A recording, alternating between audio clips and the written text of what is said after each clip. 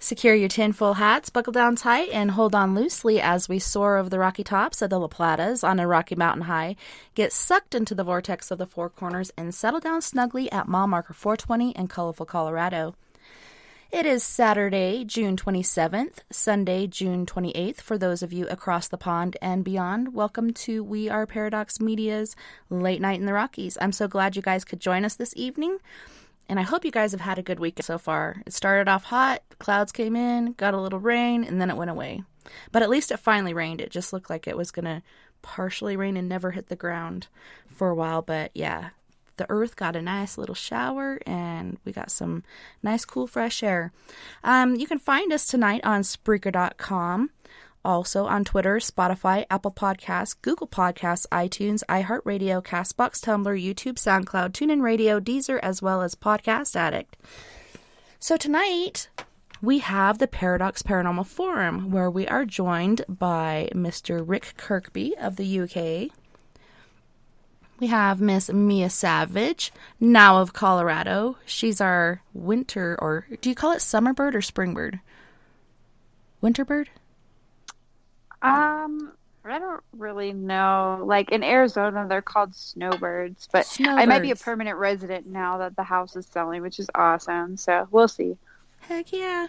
We got weekday host SleepyDave Davenport from Arizona, and then we have Mr. Robert White of Australia. You guys welcome, and thanks so much for hanging out with me tonight.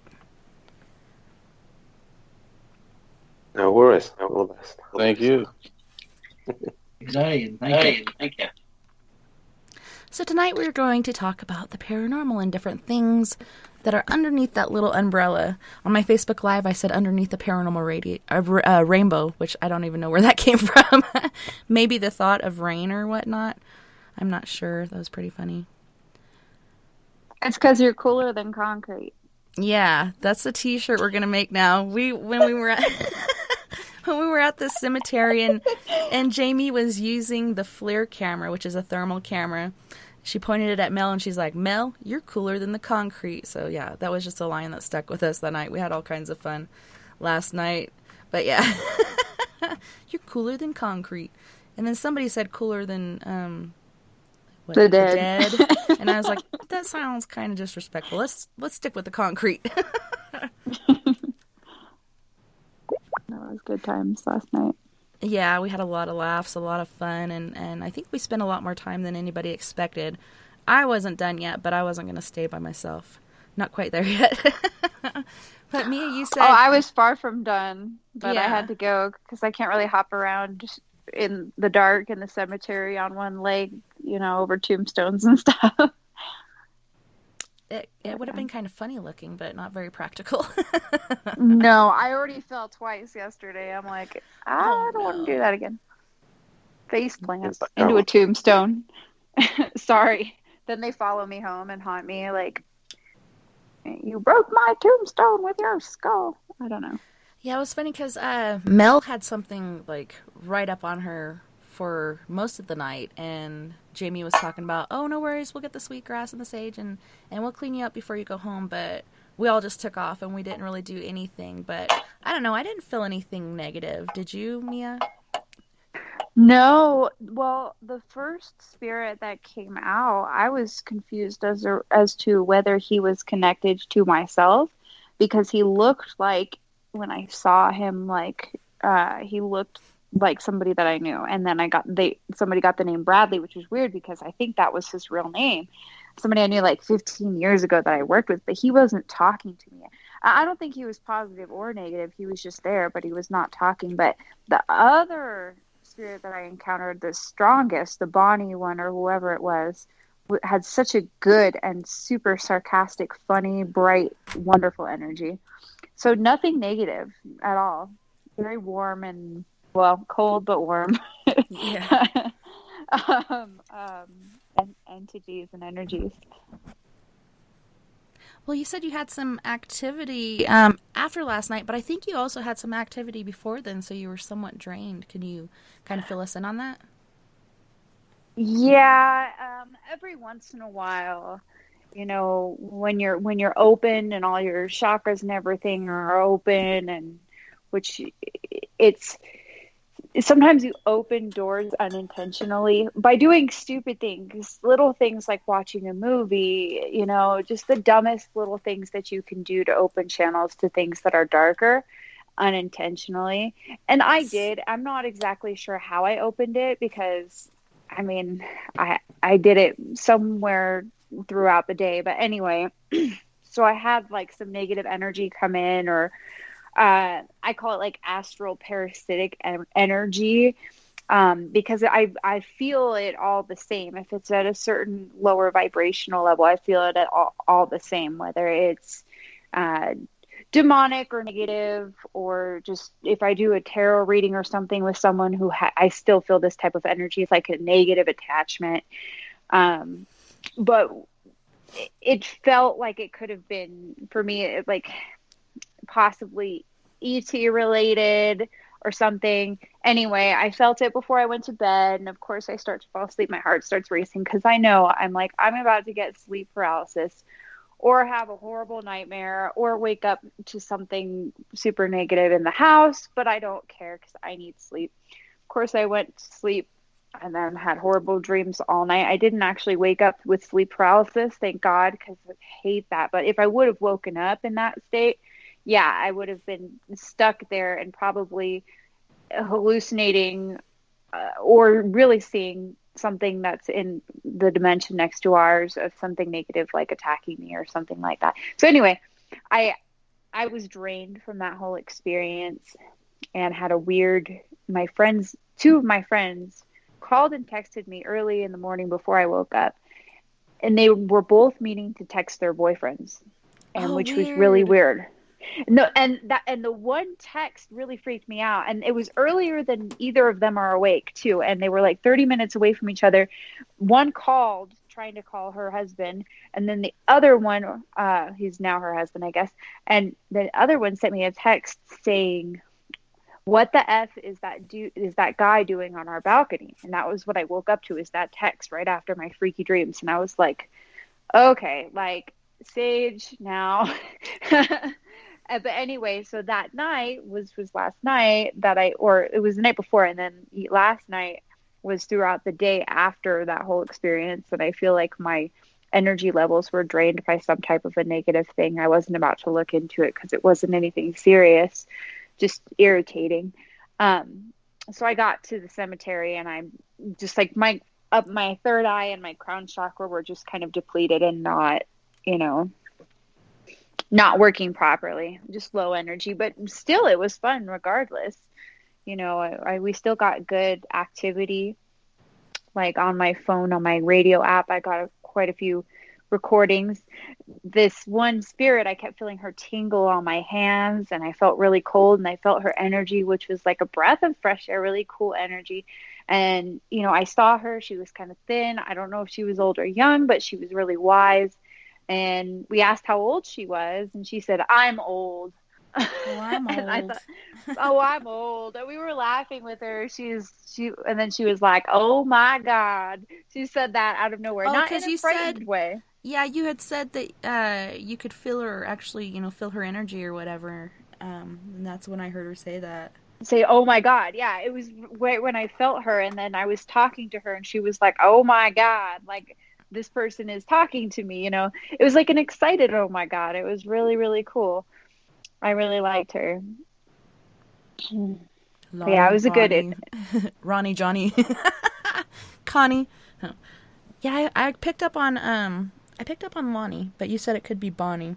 But that's what I heard on the video. I got to watch some of it, and then the phone kicked me out of Facebook, and I couldn't watch the whole thing. But that was okay. I needed to go to sleep anyways. But I had a lot of fun. I'm still blown away at how many unknown grave markers are there. There's tons. I didn't get to hop around much, so I didn't get to see them, but we should go back. Same location. I think I can walk in 3 or so weeks, maybe. I started walking today, which is awesome. Kind of with a walker, like an old lady, but yeah. Well, putting that weight on there is going to help that heal. Robert, he looks like a fire's about to hit his house. He's got first it was a crescent moon, now it's a fire.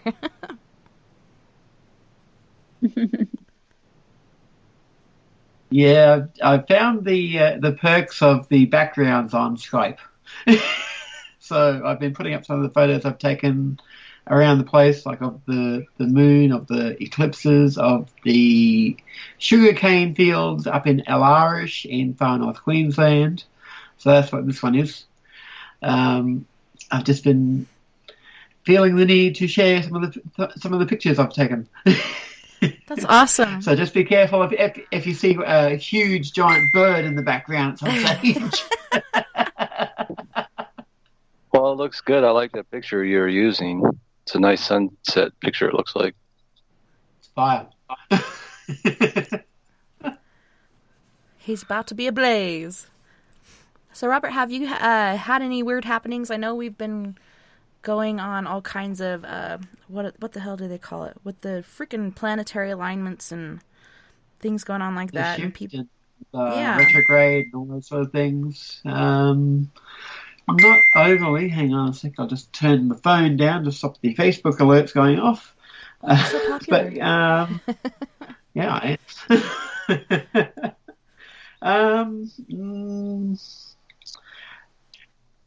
There've been a couple of things, but they relate more towards the spirits type of things. Like I've been able to smell a few things, like I smelt fire when there hasn't been any. I like smoke.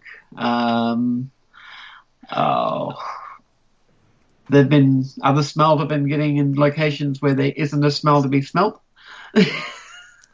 But apart from that, nothing alien, nothing planetary. Well, except maybe for the rocks I've been grinding down. That's about it for the Earth at this point. Yeah, it's funny that you said that about smelling different random smells, because I've been getting that. A smell of, I don't know if you know the smell of somebody that drinks a lot, where when they're around you get that really not nice smell. Yeah. Yep. Also the smell of cigarette smoke in my house, and we don't smoke in my house. Like, I only smoke here in my studio. And I don't smoke cigarettes. And like you said, fire. Like, there's been several times, not only myself but my daughter were walking around the house trying to figure out where this fire smell is coming from, because it smells either electrical or sometimes it smells like a wood fire. So we'll be roaming around trying to find the smell, and then of course it dissipates, and sometimes it comes in waves, and you're trying to figure out who's visiting. First, you're trying to figure out where the fire is to make sure it's really not there. But then who is it that's come to call or come to visit? Are they just popping their head in really quick, or is there a message there? What have you picked up on as far as what smells you've been smelling? Can you relate it to anyone you know, or is it more of just somebody coming through? More likely just somebody coming through. Like the other night when I was outside, I was waiting for a food order to come through, like from Menulog or one of the ones that I get the food delivered from, and I could smell what smelled like almost like a Mexican or curry sort of smell, and that was on the wind. But I don't know if that might have been somebody cooking or if it was just a random smell that just appeared to me. Cumin? Kind of, yeah. Cumin. It's so funny, right? When you said retrograde, it cut out in prose. I just thought I saw that. And then my face just did something funny. Weird. What's going on? Strange. They don't want us to talk. Yeah. Yeah, the whole thing got dropped for me. Objects seem to be moving randomly. I mean, when it's my turn, I'll let you know what's been going on over on this end, man. It's crazy. Well, Robert, did you have anything else to add? Nope. Go ahead, Sleepy. No, not this one. Okay. Well, let's see. Nothing major. I moved in this apartment. Well, Melody moved in here on her birthday, and I came a few days later. So, we've been here for 2 years, and haven't really had any activity until kind of recently. I know it's nothing major, but I had some dishes in the sink, and I had a very tall glass filled with water. And was watching TV the other night, and I heard a slide and a clink, very distinctive. So I walked over to the kitchen sink, and the glass filled with water was in the middle in the garbage disposal. So it was like you had to physically move this glass because I tried to replicate it. The bottom of the sink was not wet. Even on the slight incline it's on, that's never happened in 2 years I've lived here. And when I ran the water and tried to rerun the, non-real scientific experiment, I couldn't budge the thing. I mean, it just wouldn't, move. So that was interesting enough. And then I think I mentioned it maybe before on air, and if not, one of Melody's toys, a Star Wars figure, was up on a counter. This was back in May, and I found that outside in front of our door one afternoon. It seems that the activity has been in my room mainly. I have most of Melody and I's, actually all of Melody and I's diecast collection in here, so I have things set up a certain way. And I have a diorama of it's a little model of a road, and you can set a diecast car on it like a Hot Wheel or whatever, and then behind it has a cardboard cutout of a deer, and it fits between these two plastic slots. And just to give you an idea of how easy it is to hold this thing up with the deer and it doesn't come out, here, I'll just show. I know you can't see it on the radio, but I'm just showing people on the camera here. See how long it took me to shake it loose? Well, one day I had it set up in the same spot, and I come in one morning, have my coffee and stuff, and the deer was laying flat on its back like it got shot. Laying right in front of the road, So I thought that was kind of odd because Melody doesn't touch this stuff really. I have the higher end, the more collectible stuff in the room, and we have the stuff that she plays with in the regular Hot Wheels and stuff in her room. So this is like, stuff to put away and catalog and, collector crap. So that little model is moved. Another, what else is moving here? Oh, little creepy things.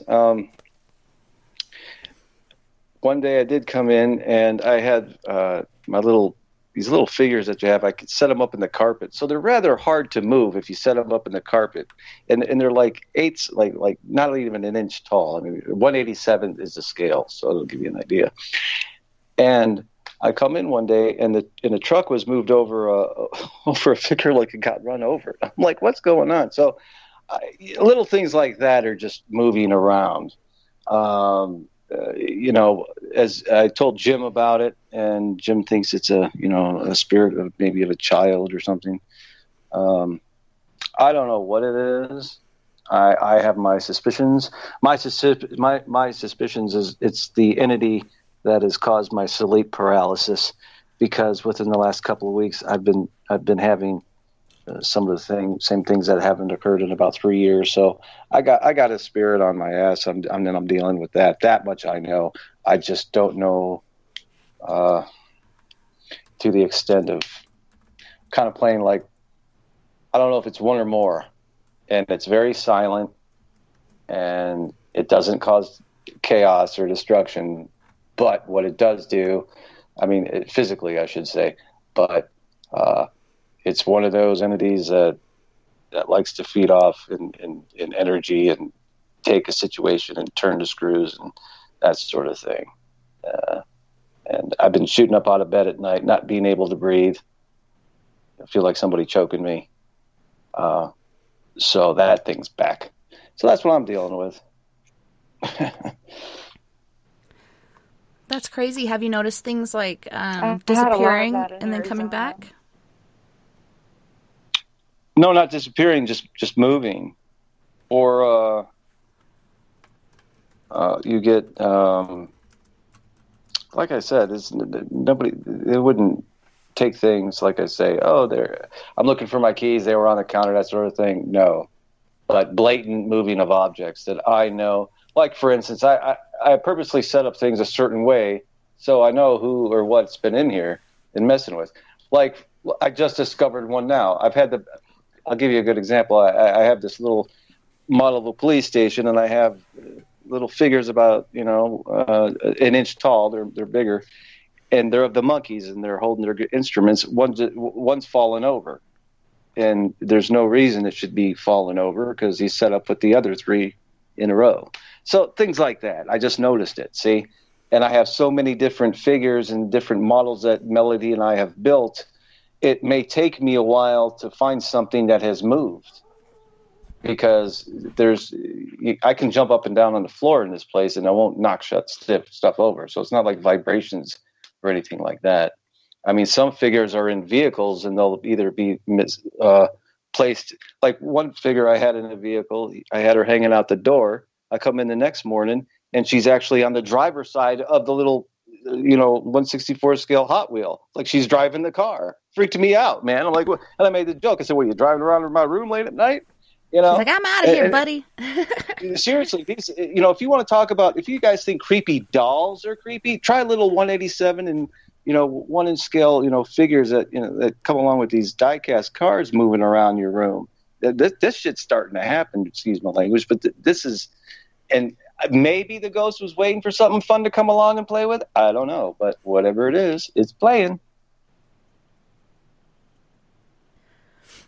I used to call it the fairies or the fae, or the sock dryer monsters or the sock monsters. And, oh, you mentioned a fair. I thought I was hallucinating earlier. See, I'm thinking, am I under high stress? Because everyone knows SleepyDave's been under stress. But I was in my daughter's closet putting away her dresses. I was doing laundry and everything. And when I moved one of her dresses to put some more up on the hanger, I could have sworn, because I was looking right at her piece of clothing, and I could have sworn that I thought it was a moth, but it flew too fast to be a moth, and like a little colored thing just flew, and it was so quick. I'm like, what's that? I'm looking around. I'm like looking around for moths in here, thought maybe want to get in the house, but I didn't find one. But something flew from the shoulder of one of her dresses out, and I saw it. It was just too darn fast. It was quick.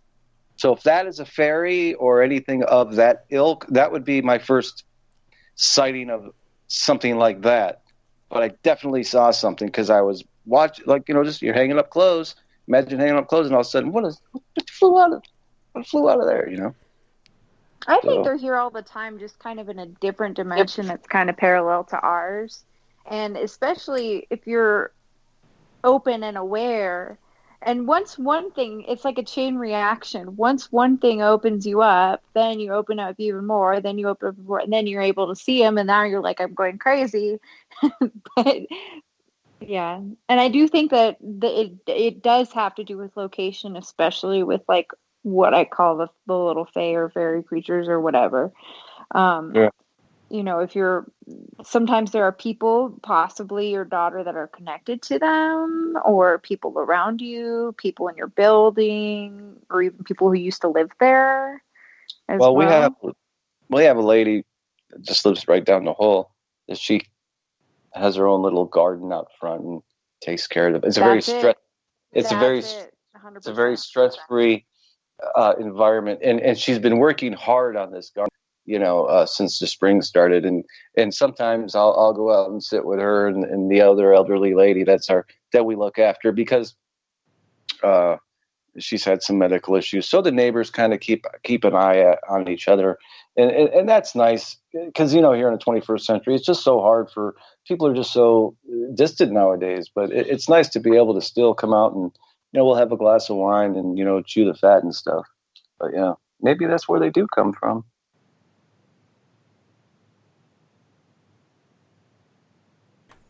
Little people as well, like in the past, when I've had things disappear or whatnot, my sister and I would always call them the takers. And then I actually saw them once, and like I said, and Mel would like this, they're about Barbie height, maybe a little taller, the ones that I saw, and they were actually wearing clothes, and it's like, okay, so that's where the missing, pair of pants, the missing socks, the missing underwear, like different random things like that are going, because where the heck are they getting their clothes? I think they're making them out of things that they take from us that, okay, I can let that go. But when there's something that you really need, I found that if you ask for it politely, most times they'll bring it back. Sometimes they like to mess with you a little longer. It depends on what mood they're in, but little people, fae, like, I believe anything's possible, and there's so many amazing things in the paranormal that people can't even wrap their heads around. They're like, no way, that stuff doesn't exist. Want to bet? Well, why has there been legends for thousands of years, in some parts of the world about the fae? And in fact, some are very serious about some of the dangerous ones and missing children. It's a thing for a reason. Yeah. I think it's all. I think they all exist. Anything after that, people could say is debatable. The who, why, and what, and whatever, why they're here. As you say, Mia, I think it's the exact thing that you say. You have two dimensions living side by side, basically. I mean, they're even the Bible states that Adam could see the angels before the fall. They could see the spiritual. It was part of their senses. If one goes with that line of belief or thinking, but either way, what you're talking about is the same thing, seeing with your spiritual eyes, so to speak, being able to see these other interdimensional beings that do exist. They're probably all over the Garden of Eden, floating around. I'm just I glad can we totally see that. live in the time that we do, because back in the day, you say any of this stuff, they're going to put you in the loony bin. Well, which is funny, They because put me there. If anyone reads the Bible, it's chock full of this stuff. It's chock full of spiritual. It's chock full of spiritual war and all this stuff that we talk about. You talk about the little fae or demons or whatever the heck they are. These are the creatures like this. Some you would call good, some you would call bad. Yeah, it's very real. So, I'm in agreement to that part when the church is controlling in that way. But I'm not, I'm not Catholic, so I'm not knowledgeable enough, in Catholic doctrine and the history of it and what they've done. You know what I mean? But I know that that they do think that they are, infallible Word of God, and of course we know that's no man is God, so to speak. But that's a whole other conversation. Didn't mean to go off on a tangent. Yeah. Well, finish what you're saying, and then I had to say something. No, it's just the whole aspect of another realm existing. Us being together on this forum, and even other, like your ghost thing last night, it exists. I mean, proof has been there for me. I don't know about anybody else. Well, before we talk Rick to sleep, as he's able to join us this evening, what's been going on in the UK there with you? Have you guys noticed anything with the retrograde or spirit world or whatnot? Still there? He just said he'd be right back. Oh, okay. Sorry. You said retrograde again, I'm sure. Speaking of retrograde, no, like you said, these things do exist, and some people, you could slap them in the face with this stuff, and they still won't believe it because the way they're raised to believe, or whatever their issue is. Like, this world is enough. I don't want to deal with anything else. Because this world can be really hard for a lot of us, but I really do enjoy it. Like I said, it was like I went out to hang out with my girls because I haven't seen them forever due to the COVID, the cove, and it wasn't everybody, but most of the core group, and it was just so good to hang out and get together. And I think that good energy really does attract good things. And Mia, if you haven't watched that video yet, right behind where Jamie was sitting on the wall, and we're talking about Bradley, and we're talking about Mary, and I think there was then you came up with Lonnie later on, but you could see this woman with like a bonnet and a dress on, and this older heavyset guy with a bald head, basically some balding going on the top, and then stragglies on the side, and they're moving around, and it looks like they're talking back and forth and stuff. But I was like, this could be effect of the IR on the wall, or is this something else? And later on when I was shooting it, it kind of looked like it, but it wasn't the same. So I definitely checked that out, and I posted it. I watched some of it, but I'll watch that part. Yeah, first on my page, then Four Corners Paranormal, and then We Are Paradox Media if anybody else wanted to check it out. But you could literally see, like, right next to the entrance, this lady with a bonnet on and the dress, and then this older guy kind of hunched over, heavy set with very little hair going on. But I don't know. I caught an orb later in the evening as well, because I took a little video when I was in the car because I couldn't hop around. I took just a couple short clips, and in one it was like a shooting orb that came like from you guys in the cemetery, like all the way up into my car and like shot.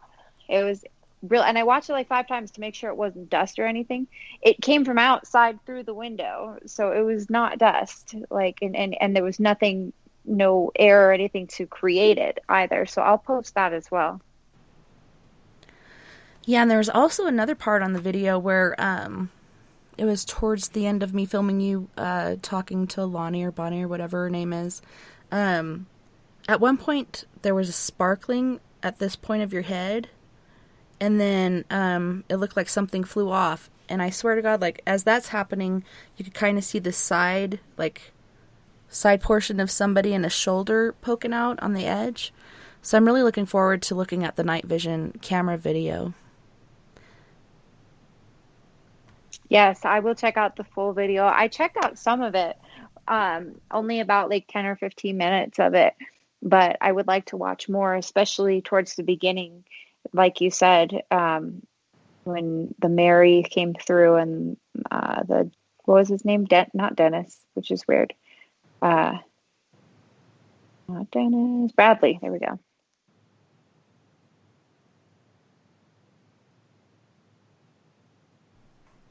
So after last night, did you feel more drained, or did you feel any different afterwards?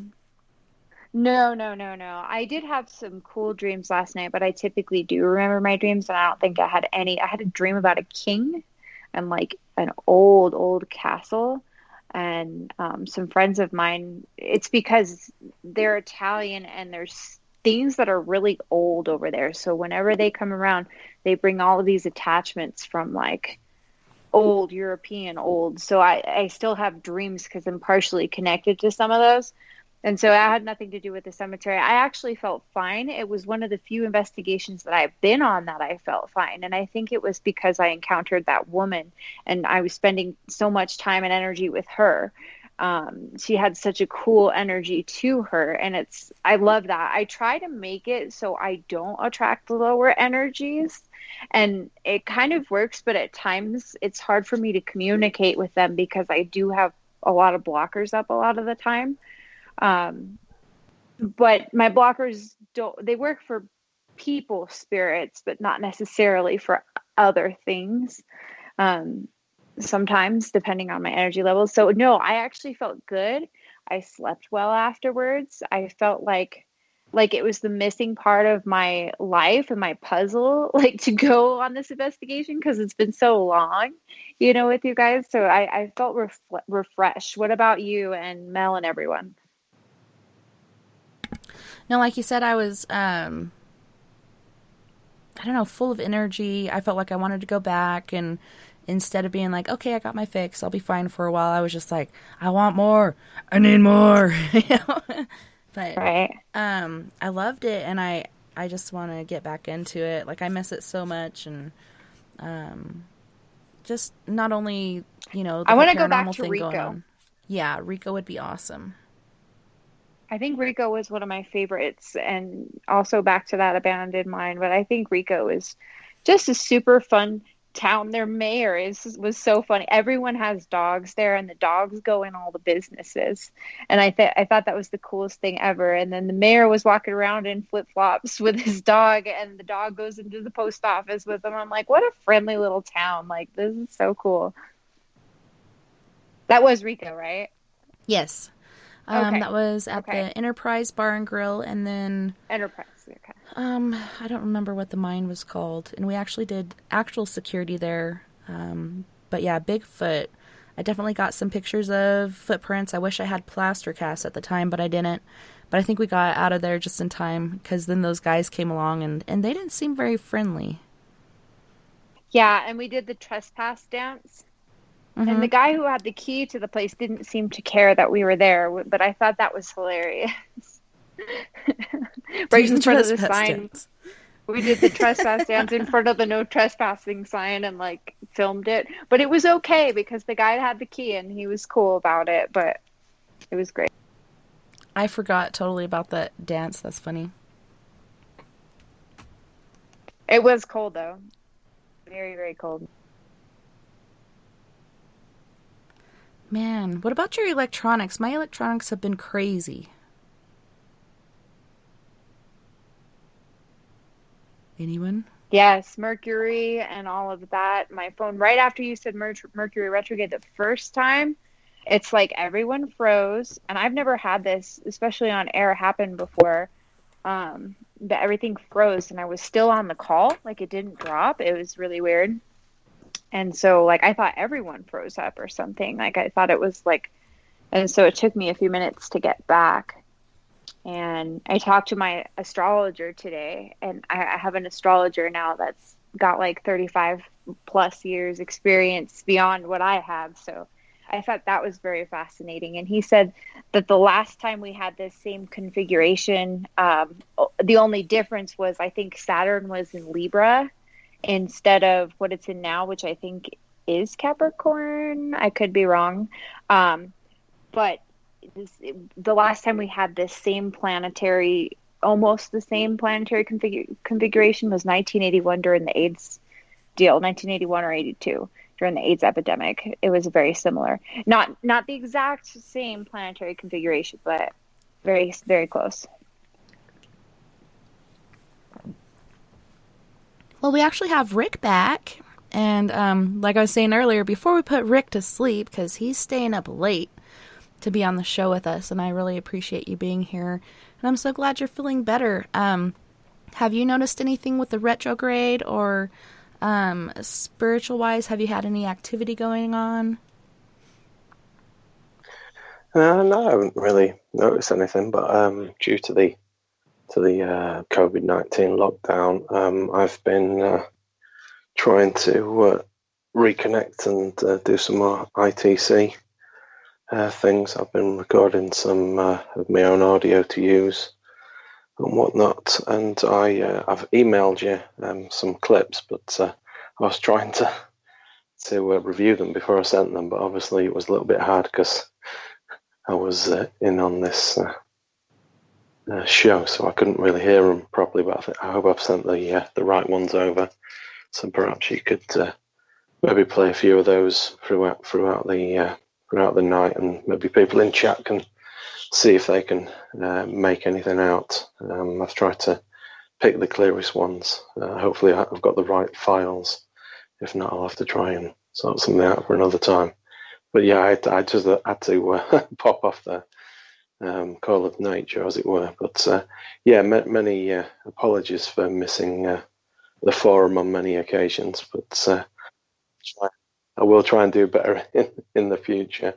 And thank you. I am feeling much better, as it were. So, yep, hopefully I'll have some more decent ITC sessions to share, perhaps on the next forum as well. So I hope you got the email anyway, and with the attachments.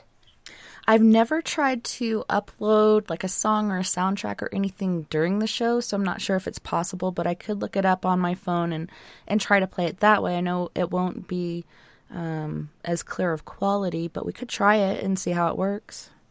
Yeah, it should probably work. If you held it underneath your microphone, I'm sure it should pick it up okay. Yeah. We'll see how it goes. See what I got here. I have like 3 different mailboxes, so I have to go to the right one. There we go. All right, so which one would you like to start with? There's the LG, the Who's Name 1 and Who's Name 2. Okay, and I sent another one. There should be another one. Another email. Oh, yep. Just got it. Which one would you like to start with? Try the one with H in the title. So we won't say the name. And then... Okay, there's 2. The HE or the HU? HU, I think. Okay. Try them.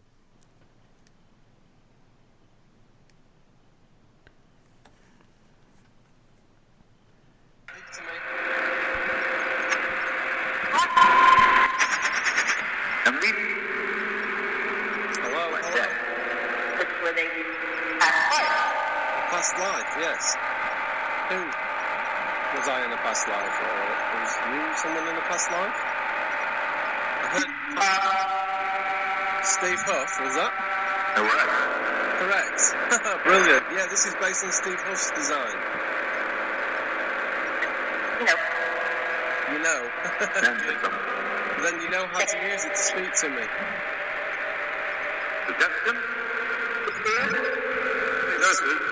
The spirit, yes. Hello?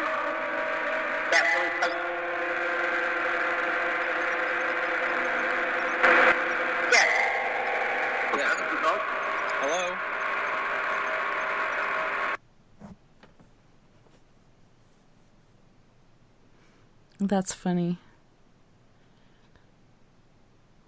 Do you want me to play it again? No, if you want, yeah. Okay. It's funny because I've noticed a lot of times with like ghost boxes and such, they get very excited and they all want to talk at once. And it kind of seemed like they were talking to you and then they were kind of talking amongst themselves. Yeah, that particular one, I very much seem to get a to and fro. And I apologise to people because I actually say what I think I'm hearing, which a lot of people said, no, that's what I heard anyway. But I didn't mean to influence anything what people might think they hear. So I try not to do that now.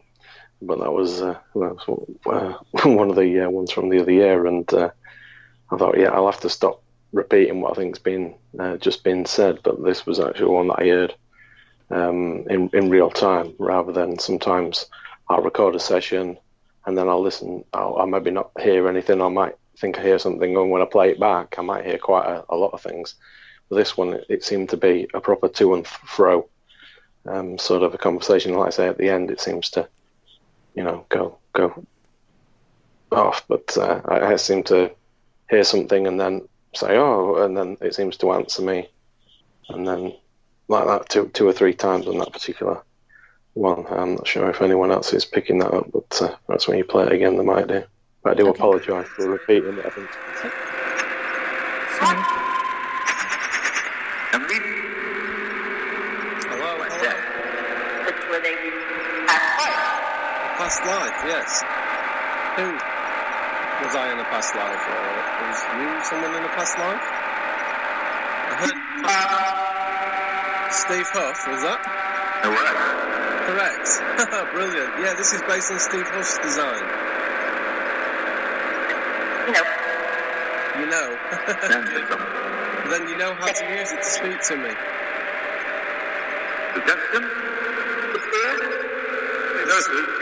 The spirit, yes. Hello?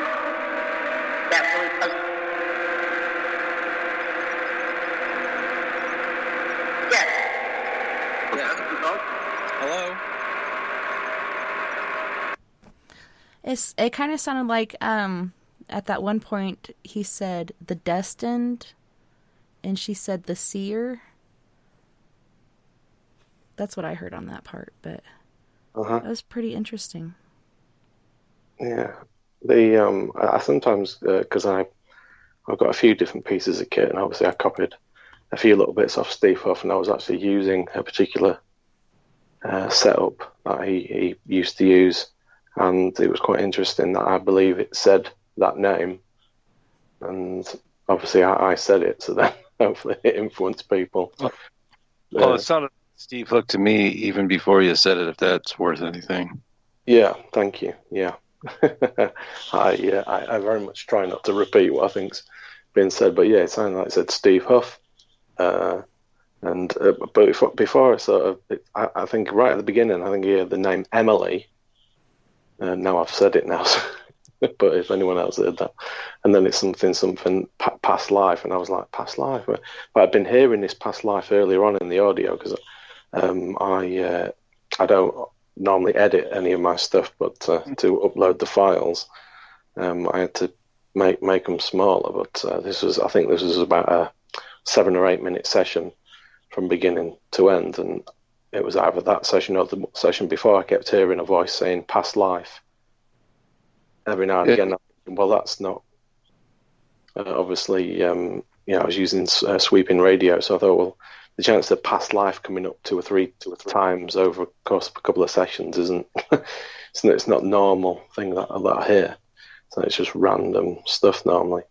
And as you know, we sort of believe that the spirit manipulate the sound to give an answer. And that was very much a bit of an excitable one from the other year. That seemed to be a bit of a to and fro conversation. And then, like you say, it sort of goes off at the end. But it'd be interesting to see what people hear on that. And it sounded like, well, when they were talking back and forth to each other, it was their own language, and then but English. It's oh my gosh, it's like, man, I could almost understand what they're saying, but not. And if you were to just play it, and then you could sit down and just listen, you could, because I'm gonna have to tell you, I don't normally mess around with stuff, and I've heard a lot of EVPs, and I've heard a lot, and I'm not discounting anybody's work at all. But for me, I maybe it's the equipment that you used, maybe because I can hear it so well. I don't know, but I can. You have something. It's almost like these entities, these things are wherever they're at or wherever they are over there. It's kind of almost matching up with a recent teaching I heard about how these entities communicate and actually break through using portals, and they actually form telephone poles. Well, they climb on top of each other, basically, is what they do, these entities, and they get to the top and they sing and hum songs, and they conjure up basically other type of entities to open up portals to come up through, and they use these type of your devices or whatever. So to me, it was like, you got a hit on that. It's like the guy was, whoever it was on the other side, demonic or not, was in my estimation shocked. Hey, I mean, play it again. I mean, like, if everyone wants to, I'd like to hear it again. That's just me. What about anybody else? We can do it. Yeah, I'd like to hear it again, because every time I hear it, I hear something else in there. Yeah, and by all means, Tess, if you want to forward them on to the people on tonight's show's email so they can play it on their own computers, then that's good. That's okay with me. Okay. Speak to me.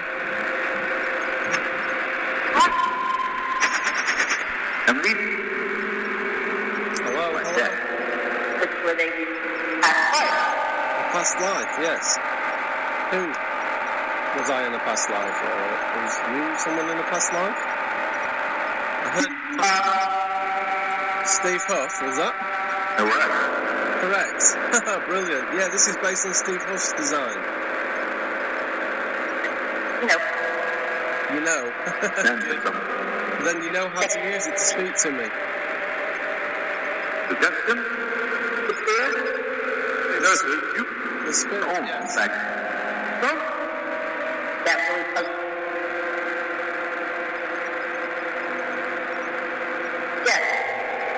Yeah. Hello?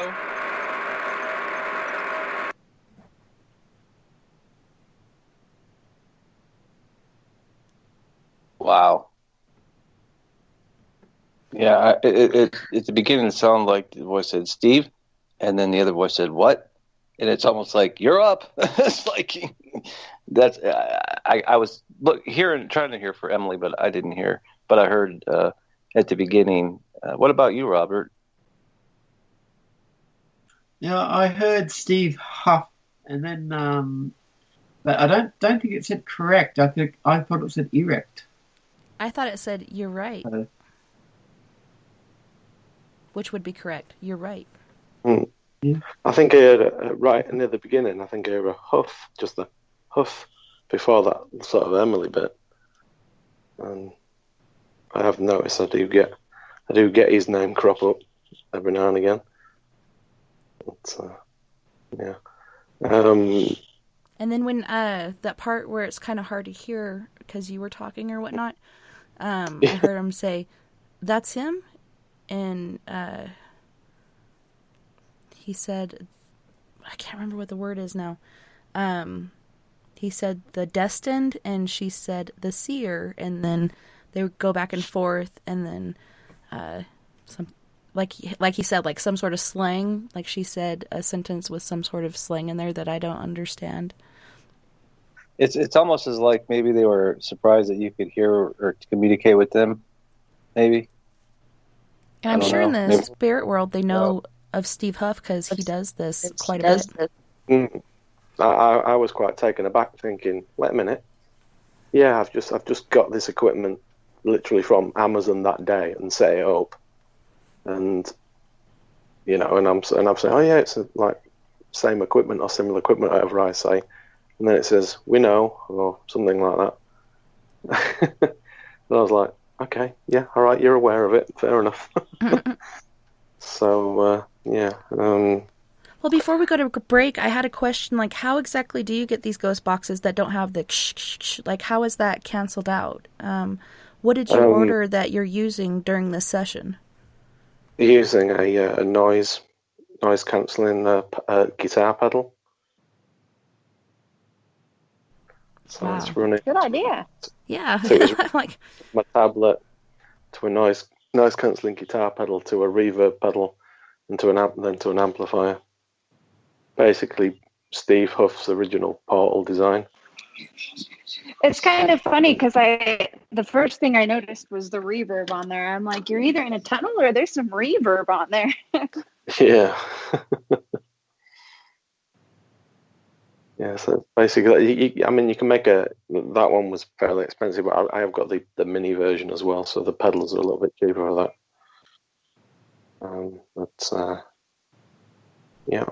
Well, that's awesome, and I'm excited to hear. It puts a lot of the static and shushing up, so it's, yeah. Okay, we'll listen to some more later then. Yeah, for sure, because I just love like things like that being captured, and it's so much easier to hear it because you don't have that white noise going on during the skips or whatnot.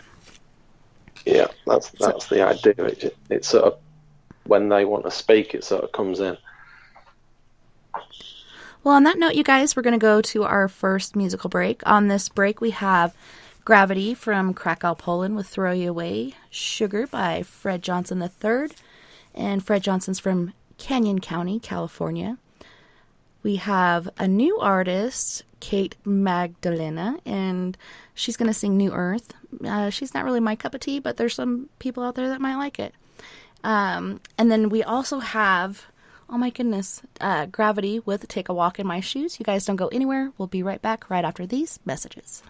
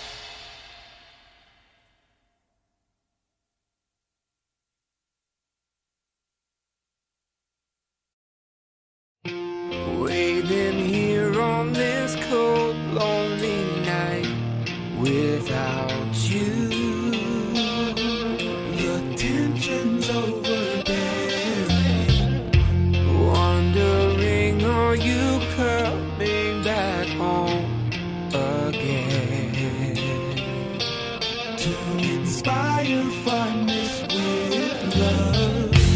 Where did our love go wrong? My sugar.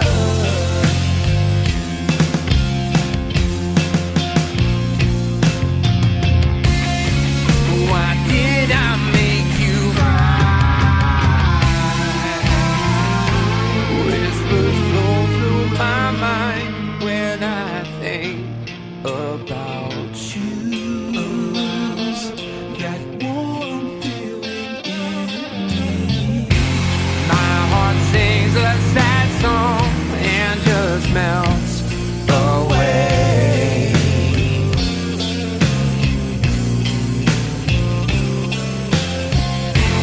Please look into my eyes. My sugar.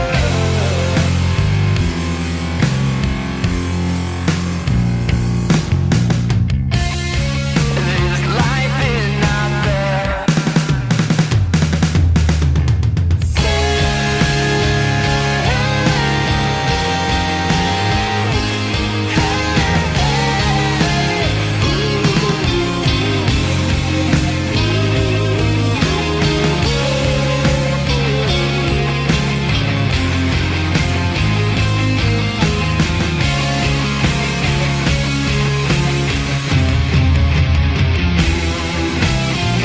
Until the sun doesn't shine anymore, I'll be there.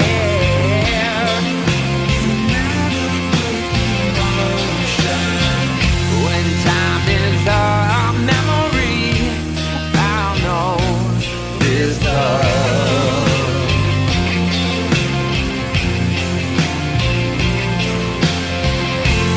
You will always be the one. My sugar.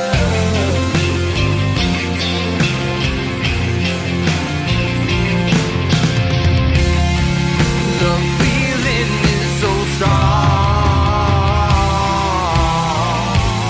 Waiting here on this cold, lonely night without you.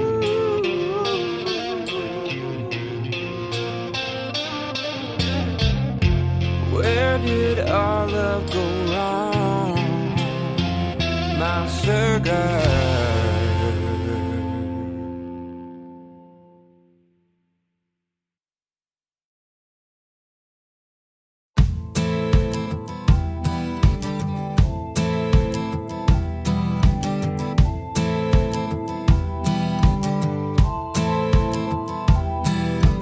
In the garden, I was walking, morning early, and I wasn't talking. The sun beamed honey on the wide horizon. All at once I stopped to listen, bird song calling, a sonic listening. I shivered with a strange kind of delight. Or was it fright?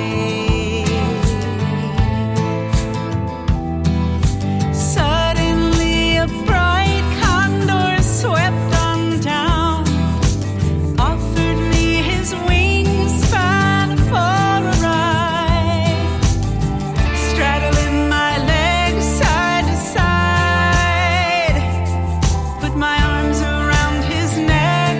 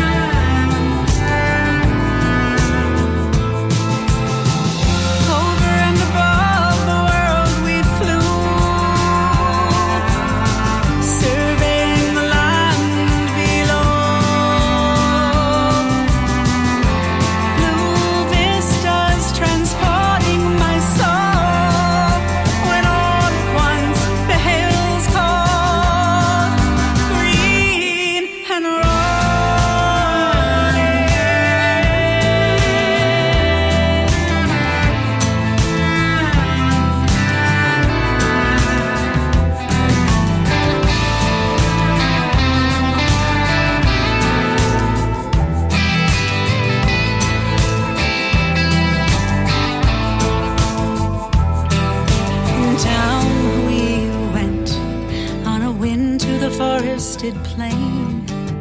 When I found myself standing on the earth again. But it was an earth that was changed. That was me.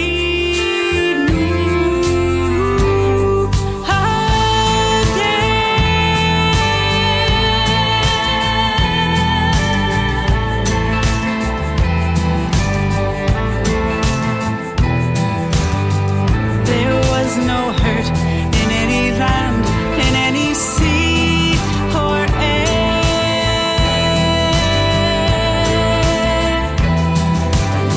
as people were free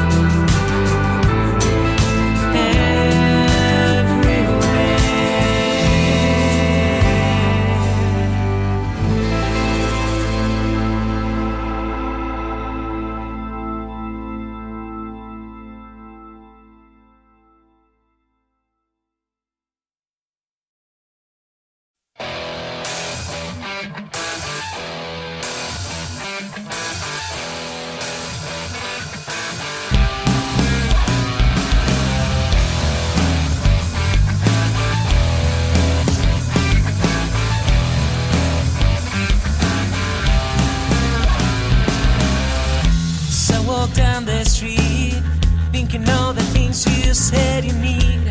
Well, don't you tell me, baby, how do you feel? So I walk down the street, thinking all the things you said you need. Well, don't you tell me, baby, how do you feel? Don't you take a walk? Well, don't you take a walk? In my shoes, why don't you take a walk? Before you tell me what to do. Don't you take a walk?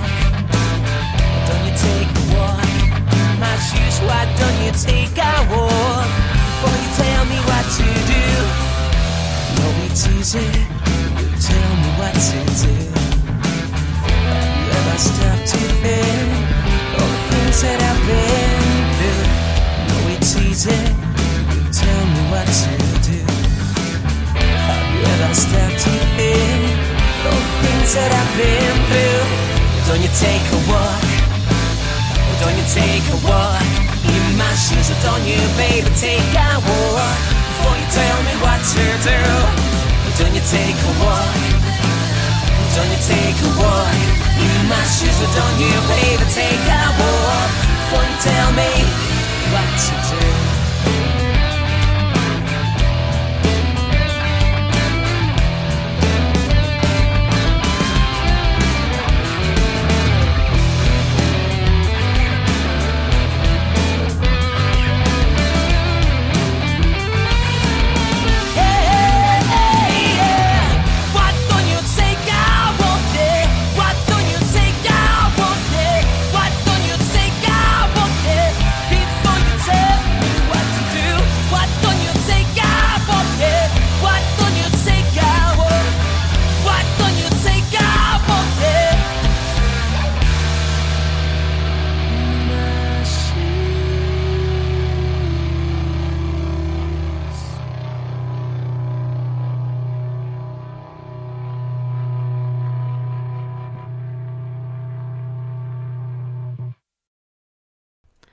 Welcome back, and thanks so much for joining us tonight on We Are Paradox Media's Late Night in the Rockies.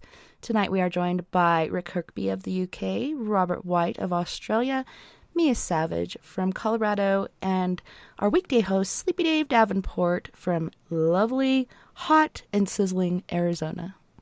Welcome back. Thanks for hanging out with me once again. Hello. Thank you for having us on. Thank you. I think Robert caught on fire. I'm just kidding. The ducks got him. I love being had. I love being He was had. beat to death. It is quite wonderful, isn't it? Well, I was trying to find the article, and I'll have to just look on my page. But the recent sighting of Mothman, and I know this isn't the crypto forum, but I think it happened. The article came out the same day of, or the next day of the crypto forum. But I thought it was interesting because in the past, Mothman generally shows up right before something really bad happens. So I'm wondering what's about to happen. But I'm going to look that up really quick. Have you guys heard anything about it? I've never heard the Mothman theories. We should all club together and get a large candle. That'll bring him in. Yes, very large candle. A very big light. Yeah. Yes. Now we're thinking. Now you're cooking with current canola oil. Where's the bacon grease? Oh, goodness. It's insane. So, I don't know. Do any of you guys know much about Mothman or the different theories behind it? Mia said she really doesn't know. I'm trying to kill time while I'm looking up this link. If there's anything else you guys want to talk about, feel free to. But here it is. I found it. My electronic device actually is functioning somewhat normally until I say something, probably. But it was a bat bird thing in Franklin Park, Illinois. So let's see. He saw a large, dark, man-sized bat thing flying behind his home in Franklin Park, Illinois. And it was actually the summer of last year. And it just came out. What the crack? Yeah, it just came out this year, but the sighting was last year, the summer of 2019. I recently received the following information from a witness who observed what he stated as a winged humanoid in the alley behind his house in Franklin Park, Illinois. It was on an early summer night in 2019 between 10 p.m. and midnight, and the witness was at his kitchen sink looking out the window, which overlooks his backyard and alley beyond that. He was facing west. Along the utility lines in the alley, he saw what looked like a large, dark, man-sized bat-bird thing gliding along the power lines. It went pretty quick, didn't stop, and he didn't see it again. When he volunteered this info, his wife rolled her eyes and laughed, which is partly why he didn't really want to admit it. His wife and sister-in-law both think it's hysterical, but it was suggested to him by his brother-in-law that this sighting be documented somewhere. He brought it up not long after it occurred, but didn't dwell on it much afterward. He said that after discovering the investigation into similar sightings, it seemed to the witness that the sighting and location should be noted. His house with the alley where it was spotted, without giving away the exact location for his privacy, is in Franklin Park, Illinois, between Minneapolis Avenue and Belmont Avenue, east and west, and Elder Lane and Hawthorne Street, north and south. The sighting was quite fleeting, but what impressed the witness was the size of the winged being. It was much too large to be any bird known in the area, and it had a human-like form to the body. This location is less than 1 mile southeast of O'Hara International Airport. The witness was reluctant but willing to discuss his experience. It's also 10 miles west of Lake Michigan and within a short distance of dozens of other sightings of the weird winged creatures in the Chicago area. Several of the most recent, which have come from the area of O'Hara International Airport. I don't know. Well, I don't know of anything that happened in that area that was really catastrophic within the last year. Very odd, especially to be flying along power lines. You don't fly a kite along power lines. Keep your Mothman wings away from it.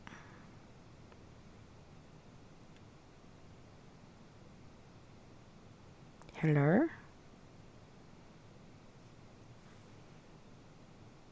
Hello. I'm just, I don't know. I don't know why he would lie about it, so I think it'd be a valid sighting. You know, he's not seeking fame. So, and even if you were to write a book and try to go the gambit, it doesn't negate the fact that he did see something.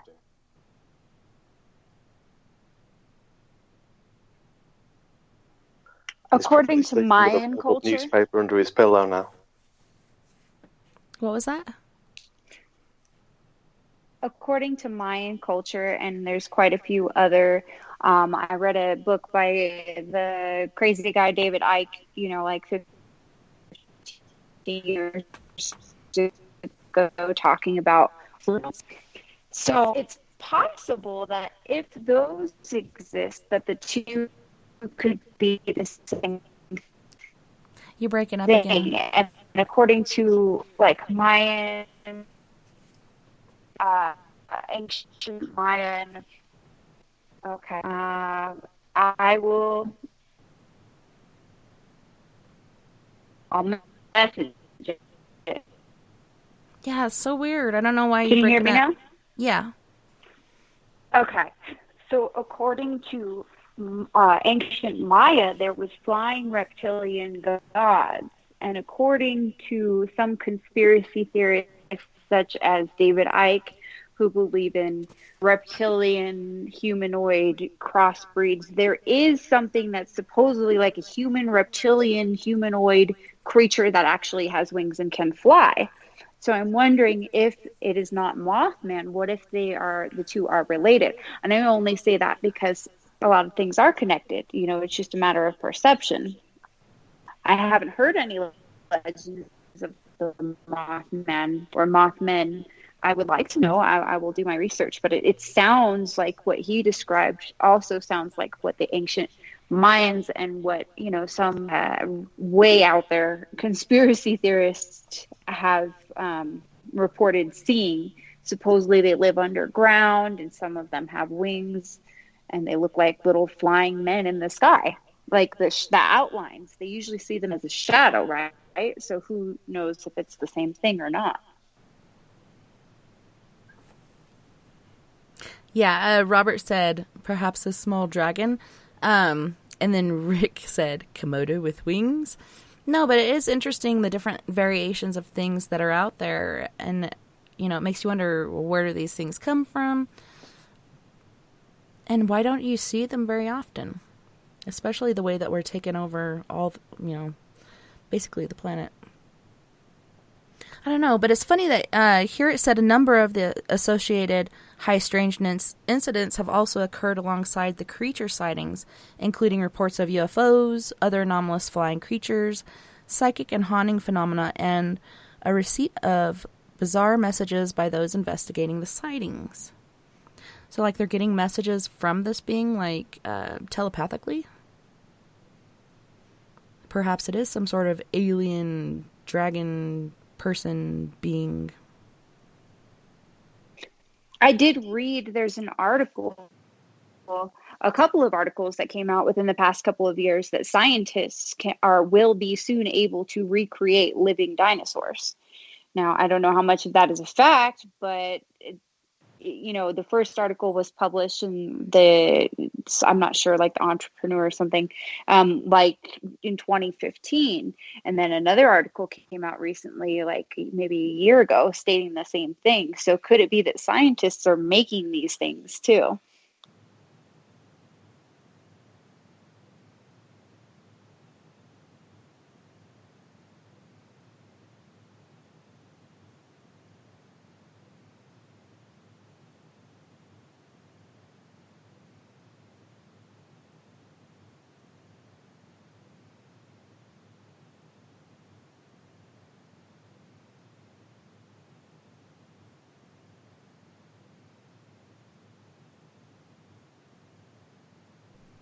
Yeah, but we have those sightings here in the Four Corners is basically what I was saying while I was muted.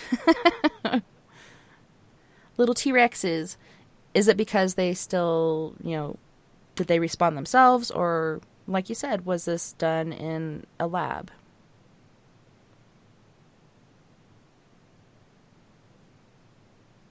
Very weird. Is it paranormal? Is it normal? What's that? Oh, the Mothman? Yeah. Or these dinosaur thingies, like Mia had brought up. I'm more inclined to say a dimensional being. Is it a residual haunting? No, I think it's a real entity, whatever it is.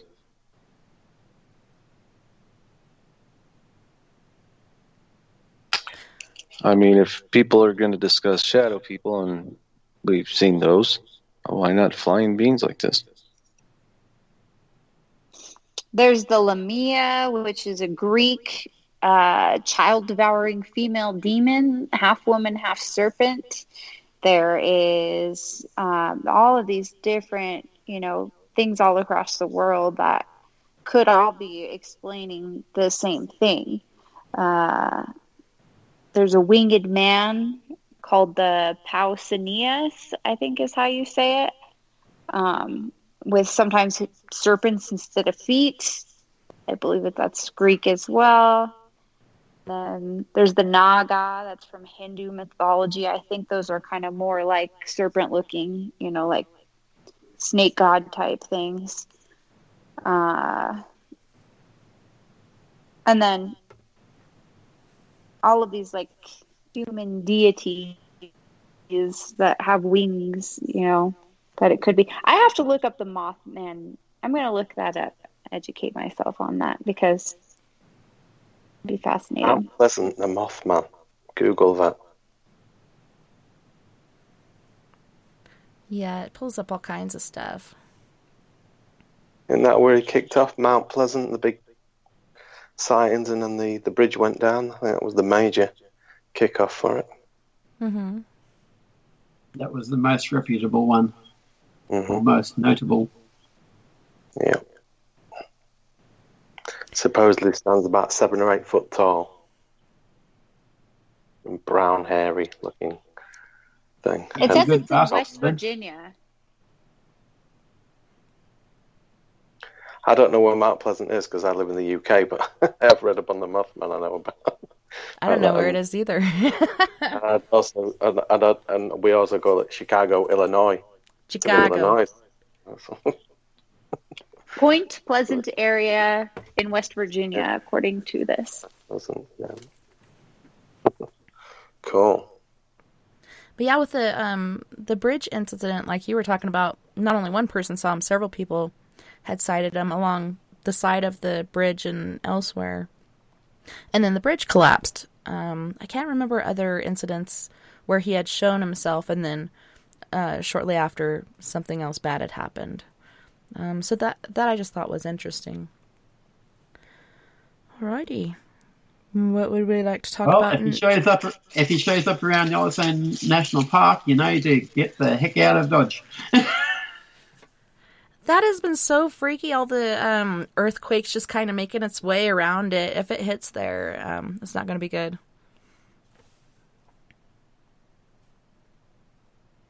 The Great Geyser will become a great gaping hole in the earth. And take out half the U.S. with it. I was about to say, goodbye, Western America. We'll see you later. You just thought those Rocky Mountains were going to protect you. Well, guess what? Not going to do it. The Rocky Mountains will be the missiles that launch. So, another thing that I was thinking of recently was the Hat Man or shadow people and sleep paralysis. And a lot of people have been associating the two together. When you see the Hat Man, you don't always get sleep paralysis. So I don't think it is associated. What are your guys' thoughts on this certain entity and sleep paralysis? I don't think it's a Hat Man, because when it would happen to me 3 years ago, this thing would attack me constantly, and then probably 4 to 5 times a week. It started right around 2011 or so. That's when it kind of amped up, and it was continuous like that till, like I said, 2017. It was a big black mass that would cover me and choke me. It was sometimes when I would wake up, I'd have my head turned and I could see my ex, and usually we fell asleep with the TV on, so we'd have the glare of the TV at the foot of the bed, and usually I could see the digital clock, so I could actually see her. It's not like it was just a dim shadow, or you could. So that's how you know, or I know that I'm awake but can't move. tried screaming out her name several times. And when you do try screaming out, you're like, you're barely getting out anything. And this thing, when I could, it's like only when I would relax or what I would seem to think, fake it out, I could move or it would let me go. But yeah, that's scary. So I don't think it's a hat man. I think it's a different entity altogether. As to what shape or form, as I said, all I would see is a black mass. I couldn't tell you if it had legs, arms, whatever, but it held me down. It would hold just like pinned the whole side of my face down, like I feel like a big hand. And then not only that, but crushing your whole body, like into the bed. This enormous weight. So that's what I've experienced with this sleep paralysis. Usually I would be woken up from it, out of a sleep. So how long did you experience sleep paralysis? Like, did it happen on a regular basis? Yes, it was about 4 to 5 times a week. As I said, it got to be where I was scared to go to bed because when on the nights it didn't happen were the nights I would start shooting up. I would literally shoot up out of bed and I'd be across the room searching for the light, dizzy, not knowing where I was. I don't know. I don't know if I was dying. My heart would be racing, and my ex would be like, "You're all right. You're here," because she'd help ground me. I'd have to flip on all the lights, and I'd have to hold on to something to get my bearings. But that was a nightly thing. So it was 7 days a week, one or the other, being battered around like this. And it wasn't only until I made some major changes and, also physical location, including those other changes, did these attacks stop. Now it's creeping back. So I think it's not just me, but as you say, it's other people going through and feeling these things happen, whether they're good or bad, supernatural or unexplainable occurrences. Whatever. What you were saying reminds me of my daughter Kinsey and her experience. And this thing, she was afraid to go to sleep, so she was missing out on a lot of sleep. And I think it's a way of it to, well, at first attract you because there's something negative going on in your life, and then to feed off of you by keeping you from sleeping or eating or whatnot to draw you down to where you're weaker so it could feed off of you easier. It's pretty intense. Well, I sleep, that's the thing. I do it anyways. I've known full well, because to me, an hour or two of good sleep was, because at the time, I still had to maintain a sense of normalcy for my daughter. She's young and, doing, let's go to the park and let's go to the, take her all down to Six Flags and doing all the regular parental stuff while all this, spiritual, ghostly things are going on. You learn to manage. I'm just thankful that I don't go through that anymore. Now I know how to handle it, because back then I was too beat down and worn down, and my mind was elsewhere to even think about any kind of protection or spiritual warfare against such things, and learning to recognize them and not feeding into what you guys, what we all say, the negativity. I mean, I won't go, but I'll stop there. But yeah, I'll give somebody else a shot on these sleep paralysis episodes. Miss Mia, you had chimed in and said you can relate. Yes, and relating to the Hat Man, from my experience, the only apparition that I saw that was tall and slender and skinny and had a hat on was a poltergeist from when I was very young, like puberty age. And his name was Calvin. And we already kind of discussed that once before, that possibly, kids at a certain age can bring in this random poltergeist that only lasts like a year or two and then dissipates completely. So that's my experience with that. With sleep paralysis, I can totally relate as far as going through episodes where it's happening a few times a week and you're drained during the day and you're terrified to go to sleep. I got to the point where I can feel it before I actually go to sleep, and I know it's there. And that's what happened to me the other night, but I didn't wake up, thank goodness.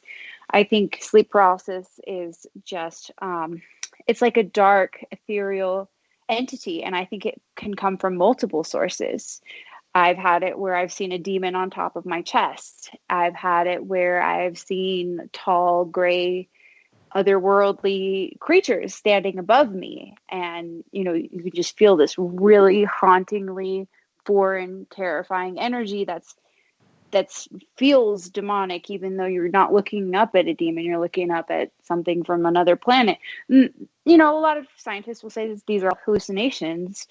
Who knows? We won't get into that, but I've had it where it was a succubus or an incubus, where it's connected to someone, or usually a lover or something like that. I had a boyfriend who had an attachment, and that's the way it presented itself even long after we broke up. So it would still, I'm not sure if that was his soul coming to visit me after we broke up and creating sleep paralysis, or if it was something that was actually attached to him all along and wasn't even him, but it was in his field. So I think the two are different. Robert? Well, I have never had it myself, but I've just recently heard about the fact that some of the shadows, not all the shadows or shades or whatever you call them, can do that leech, like the energy drain of people while they're in their presence. And I heard that the Slender Man or Hat Man, whatever you want to call him, he's one of the main ones that can do that. So that's all I have to contribute to that bit. Yeah, as far as I understand, Slenderman and Hatman are two different things. Hatman's been around for a long time, and he can actually be in many places all at once. It's pretty insane. Slenderman is one of those urban legends that, due to so many people believing in it, could be real. A lot of people claim he is. I've actually seen videos with him in there. The one on the building, I don't know, that looked like a CGI and very spidery, but I saw one where this guy was on a bike, and in the background you could see this really tall Slender Man walking in the background. But I think those are two different things, but it's very interesting how it happens. And somebody had brought up the fact that how does everybody basically have the same thing going on? Like with Mia, some people have reported having sleep paralysis and having an alien encounter, or a lot of times it's the Hat Man and two of his minions, or something dark. So alien, demonic. It's very interesting. I was going to talk about my experience, but I want Rick to go first. Rick, do you have any input on that? I'm sorry, I was muted there.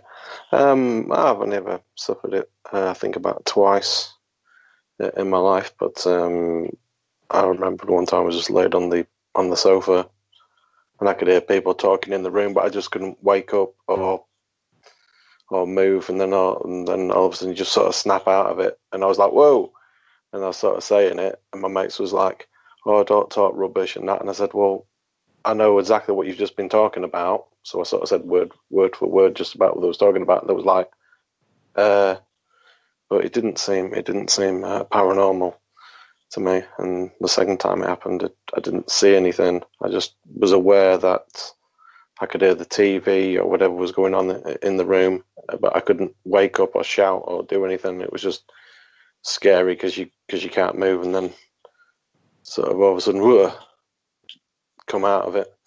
But never experienced any entities or anything like that during those two times that I experienced sleep paralysis. Yeah, Caden in the chat room was saying, I can see the theory of an incubus, succubus, and sleep paralysis. However, my run with sleep paralysis did not have a happy ending. And then he said, I really think sleep paralysis is just an action situation. He believes that many things can cause it, rather it be human, pop-ups, human, non-human, extraterrestrial, or elemental. And there have been different theories. You know, scientists say it's where you wake up before your body does, and you're kind of stuck there. I don't know. For me, if it is an actual scientific thing, like something to do with your body, and you would think it'd be more regular. Like you, I only had it twice. The first time was right after the very first and last time I used a Ouija board. Shortly after I had the sleep paralysis, and it was similar to what you were saying. I laid down to take a nap, which I generally don't do, but I was really drained. So I laid down near the restroom and was taking a nap, and then I could hear the drill instructor or our sergeant call us, in for chow. So everybody's running to line up, and I can see them going past me, but I can't move, and I'm really struggling to get free, and I'm using every muscle and every ounce of strength that I have to get free. And like somebody had said before, once you like relax and kind of calm yourself, then all of a sudden it lets go. But I was sore for like 2 weeks after that from how hard I had strained to try to get free. And like you said, you can't say anything, you can't do anything. A second time was with a dark entity, and this particular room had no windows. It was a couple rooms in the back of this bar that we were playing in, and no windows. You could just see the light coming in from underneath the door. And we laid down for an afternoon nap so we wouldn't be tired that evening. And it was like right as soon as I was about to blink out, I see this dark figure in the dark, and it's darker than the dark. And I realize I can't move. And he says to me telepathically that he will have me, and I telepathically tell him, no, you won't. And he laughed, and when he laughed, like I could see the only light thing about him was his teeth. Like his teeth were this bright white glowing with like venom looking stuff dripping off of it, like saliva or whatever. And he laughed, and he leaned down, and he kissed me, and when he did, it sent a shock through my canine teeth throughout my body to my feet. And at that point, I was able to kick my feet. And then my husband woke up and saw this entity and grabbed me and pulled me towards him. So not only was I seeing it, he had seen it when he woke up from me kicking my feet. That thing really freaked me out. I was afraid of it for quite a long time after that, thinking it was going to come back, but I think it was attached to that particular place.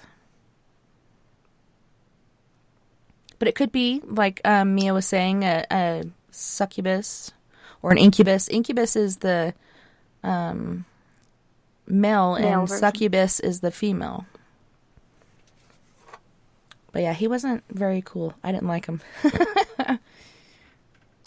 I think that it can also be in areas too. When I was having the sleep paralysis very strongly, after I moved, it pretty much disappeared, like for a long, long, long time. I think it also could have something to do with, ley lines in the place that it's at. There was a lot of paranormal activity where I was at. And I as soon as I moved, I didn't have as much of that. I haven't had it happen in a while, knock on wood, but every once in a while, weirdly enough, when I do this show, sometimes it happens. Not this show, but when I do certain things, it's like I'm opening doors. If somebody else is having issues. I haven't, not with you guys, but like the after party a couple of times. I've had I was like, Mia, you already let the cat out of the bag. No. So with the after party, something attached to you? A couple of times. Yeah. And it was a long time ago, not recently. Probably about a year ago. And it was sometime, I didn't mean this show, but when I do Skype with the large group that we were doing it about a year ago, I had something that was attached. And usually I remember there was one specific younger kid who I don't know if he still comes on, but he was going through some stuff, and he had some stuff around him, and I fell asleep that night, and whatever was around him attached to me for that night. I had sleep paralysis. So I mean, there is science backing it, but there is so much beyond that I've personally experienced that science cannot explain. Just why do people have it in some places and not others? Maybe it is the energy that's in that place. But I don't know. I can feel it. The other thing is I can feel it before it happens. I can feel it like if I would have woken up the night before last, I would have certainly had sleep paralysis because there was something around in my energy field at that time that was draining me. I can physically feel it on my body. I can feel it tingling and sucking, and my energy levels are low. And I know when it's going to happen now, which took, years ago I didn't. It would just happen. Was that the parasite? There was the parasite, but now I think what I realized is that's just how I feel things that are negative like that. It's like a void of energy, and it's more that it's connected to a chakra, and that's how I pick up. So it could be multiple things, but it's weird. I feel things that are negative in a specific way. So whatever that was, I don't know if it was parasitic or it was the same vibrational level as that, which is negative and wanting energy, taking of energy. Well, I don't know. I think we should quit giving it energy by not talking about it anymore. Because I'm just starting to feel something. So yeah. Agreed. Burn it. That's the best thing. Burn it. Set it on fire. It works. So on that note, let's go to a happy place and listen to Mr. Kirkby's capturings on his device. The pedal what? That's what you should call it. Okay, so is there another particular one, Rick, that you have in mind that you would like me to play, or should I just pick one?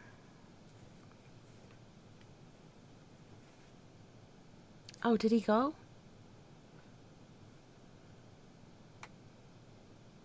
I don't see him. Do you guys see him? I do not. Yeah, he's just joined back in. Oh, there he is. Can you hear me now? Yeah, sorry, it went off. No worries. So I was like, let's go to a happy place and listen to one of your recordings. Is there a particular one that you had in mind, or should I just pick one? What would you like to do? You can pick whichever one you want. I'm just trying to find. I'm just going to try and find another one, which I thought I'd sent, but I haven't. Okay. Okay. Ooh, So I'll be back. Pick this one, and we have to wait for a second to let it download. Can you say your name?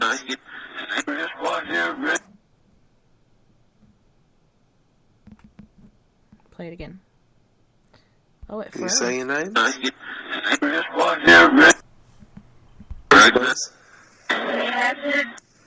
you say your name? One more time. Can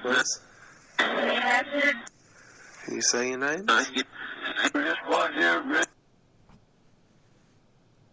Roger, what? Heard somebody say message, and then I heard it sounded like a guy say Maggie, and then the older sounding guy say Roger. Maybe it was going to be Richards or something like that. It sounded like it cut off. Oh, should I play it to some me, more? yeah, if you want, yeah.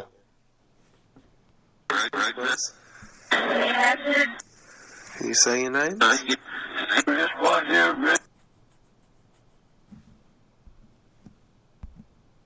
you say your name? Can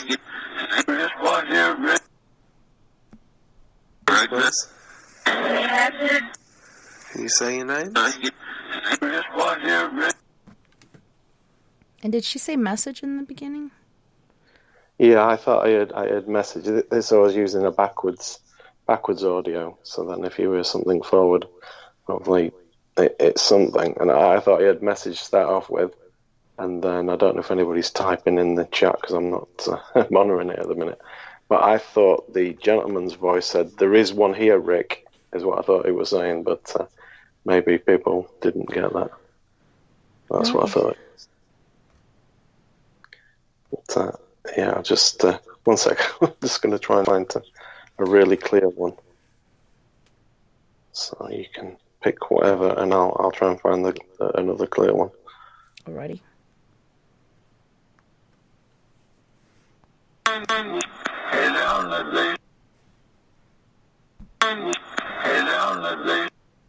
And you guys, if you do hear anything, type it in there. Mooney said on the last one he heard bad words, but we're starting this one.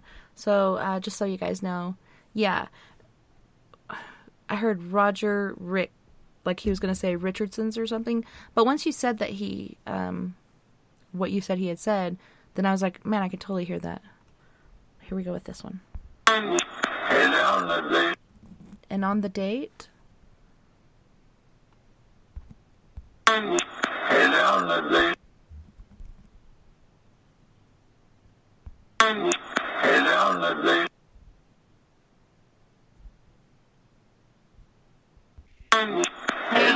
Now, Lindsay is what I heard.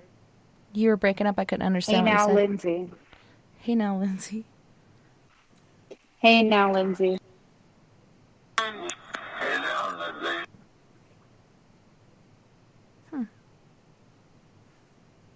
It's on the beach, says Robert. Mooney says, if you would like to make a call, please hang up and try again. If it's an emergency, please hang up and dial 911. Yeah, Sandra said she heard the Rick part. Hey now, Lindsay, is what Mooney said too. Or Lizzie. Or Lizzie said, it was like, hey now, Lizzie. Oh, I guess I'm...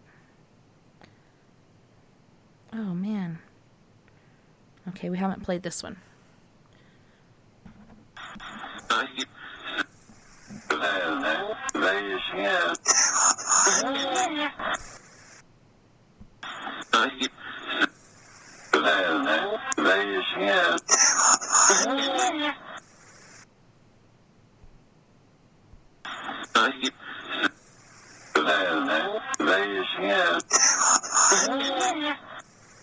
That's so freaky sounding.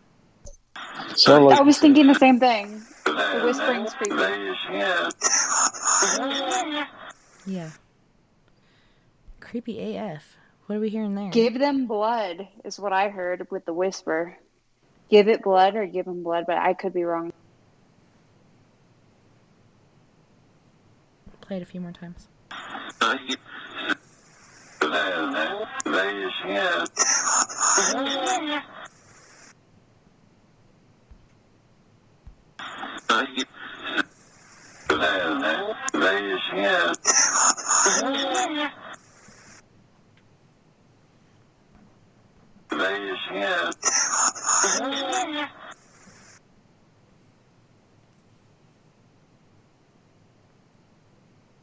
Anyone else? In Albuquerque. Yeah. Filet-O-Fish. Yes. Go ahead. Yeah, right. I heard something blood. That's what it sounded like.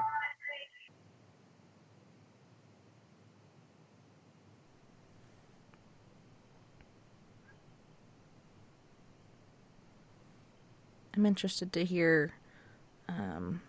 And I have a disadvantage because I can't hear this through headphones because it's coming from my phone through the mic, and I don't hear myself. Maybe I should turn the headphones on next time so I can hear it. There's an idea. Okay, let's see. There's one more on this certain email. Hold on 1 second. Did you see Dion and Alexia?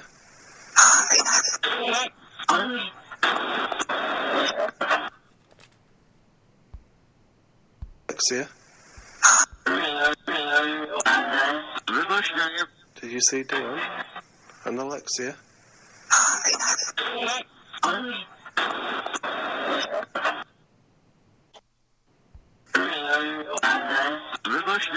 Did you see Dion and Alexia?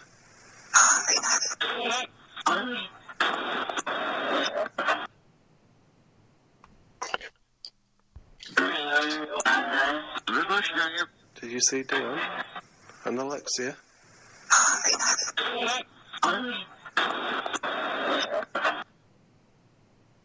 No, that one I took one or two away. Sorry, I'm back. I'm not sure if you hear what it says at the end there, but you can take it a bit dodgy or not. But it sounds like a woman sort of whispers and says, "Ooh, he's got kids." Oh. That's what really creeps me out on these is the whispering part. It's not the voices that come through and stuff. It's the one that whispers. I'm like, I don't know why that creeps me out. Like they're trying to be secretive or something. So it goes, "Ooh, he's got kids." And it sort of changes the tone, obviously using a different part of the audio. But I was like, "Ooh, that didn't sound very good." So I did a little bit of a cleansing around. But then I thought, or it could have been just, "Oh, he's got kids," like in a nice way, but it sounded more sinister because it was a whispery sound.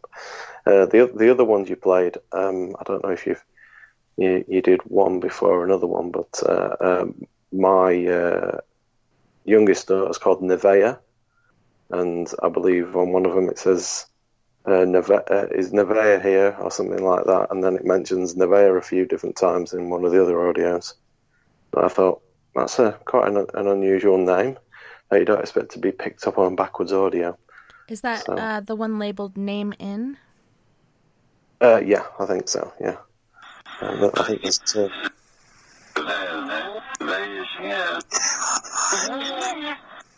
Yeah, Nevea, is she here? Yeah, and then Nevea's here.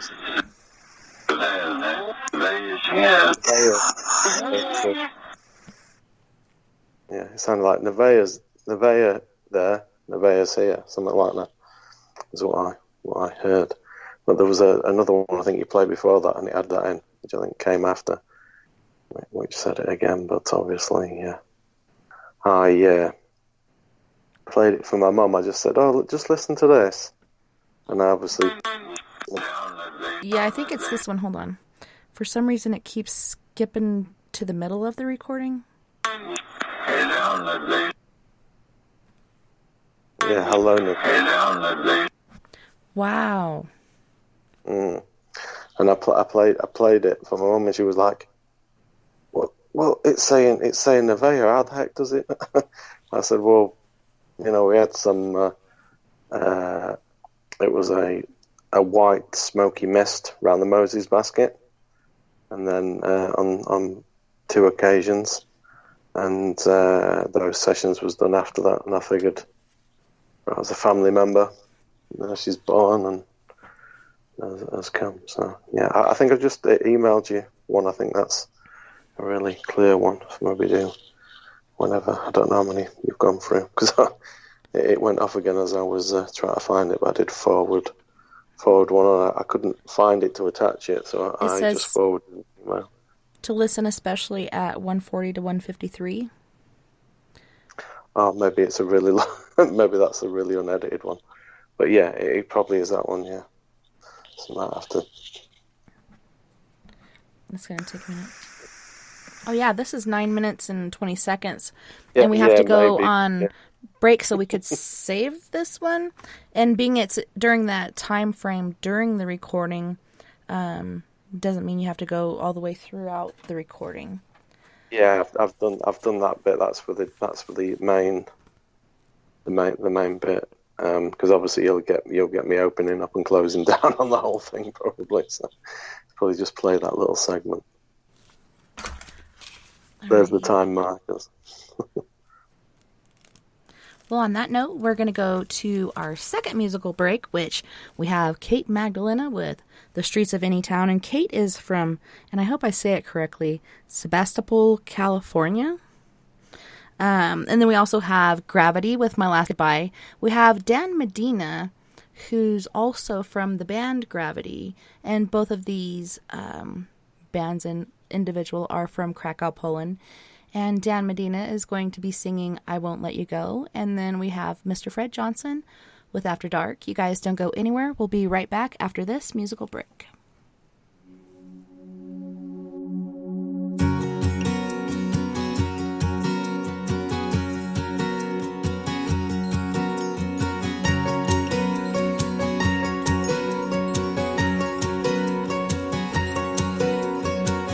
On a corner of the streets of any town,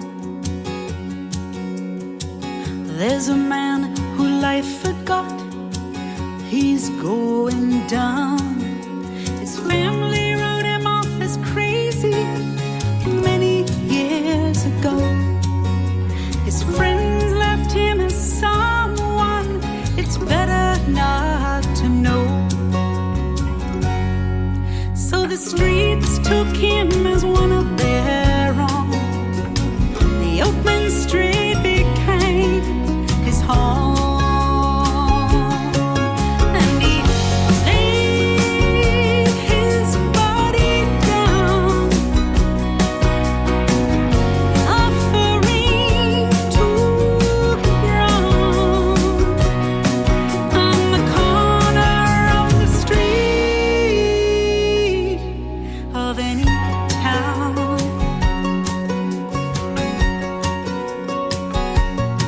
A habit clung to him and bound him. It won't let go.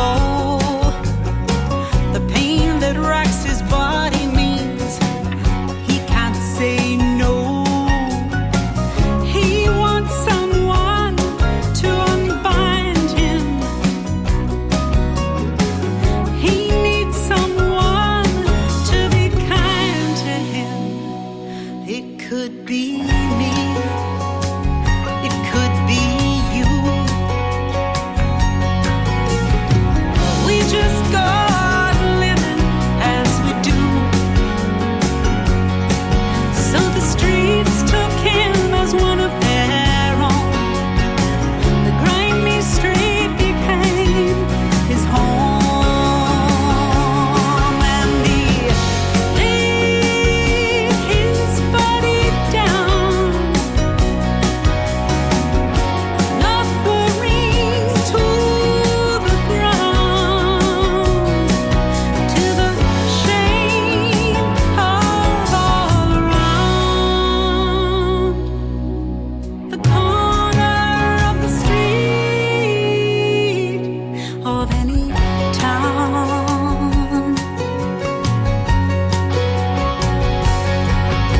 I walk on by, I glance at him, I turn my head away. Wanna say something, wanna make it right, don't know what to say.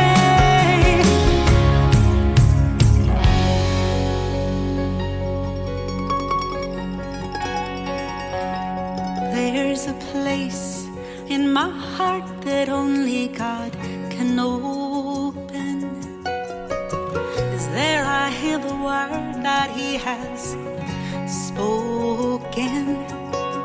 I turn to the man and I look in his eyes so blue. I turn to him and look, and there find you.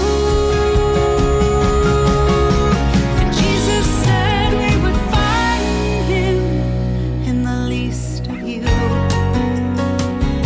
The least of you.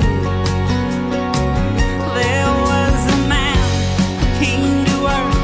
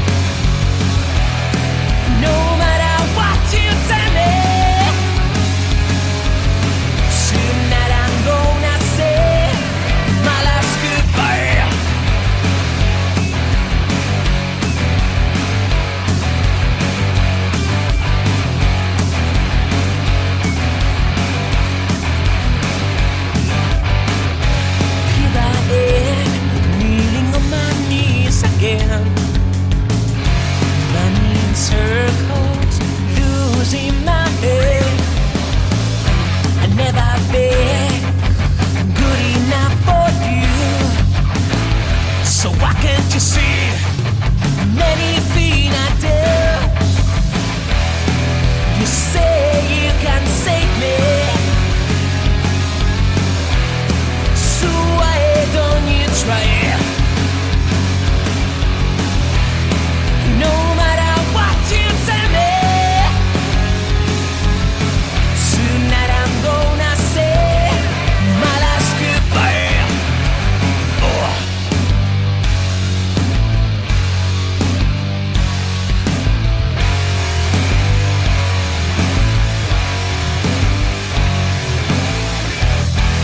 You say you can't save me, so why don't you try? No matter what you tell me, tonight I'm gonna say my last goodbye. Oh. My last goodbye.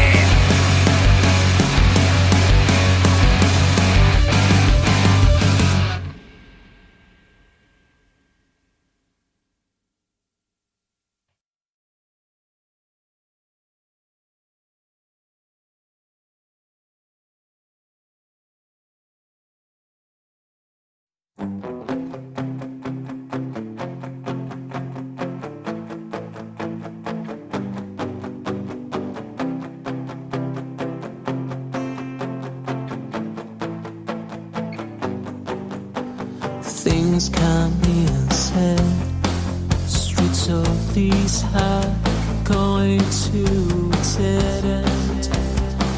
Listening to waves on windy days, standing by the wall, making sense of it all. So alone in the dark, all alone in the dark, all alone in the dark. You're alone in the dark. 'Cause I won't let you go. You're so far away, always with my soul.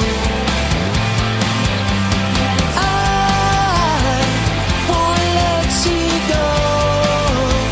Oh, you're so far away, always with me in my soul.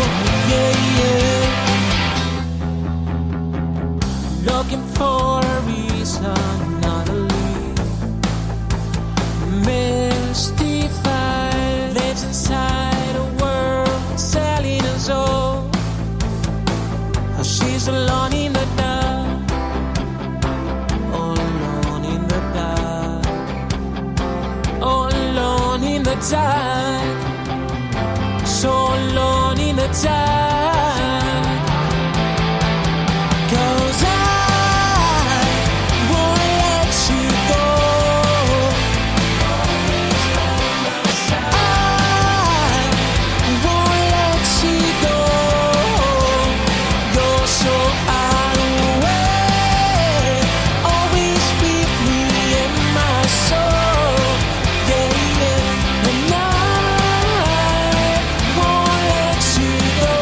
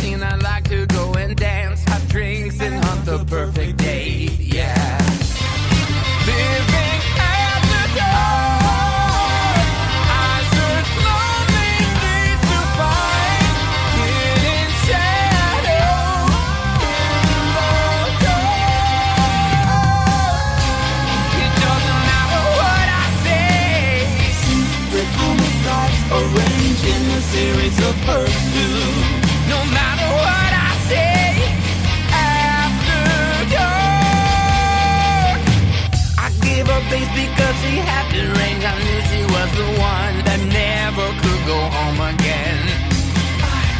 Plastic life by limo seats. I don't know why I can't control this urge to hurt again. Yeah. Living at the door. I search lonely streets to find hidden shadows in the dark. It doesn't matter what I say. Change the things that murder forever after. No matter what I say after dark.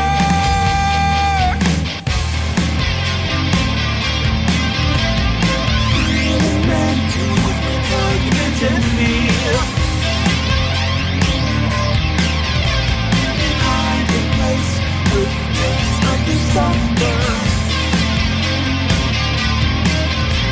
Concerning works furnished in the bandage.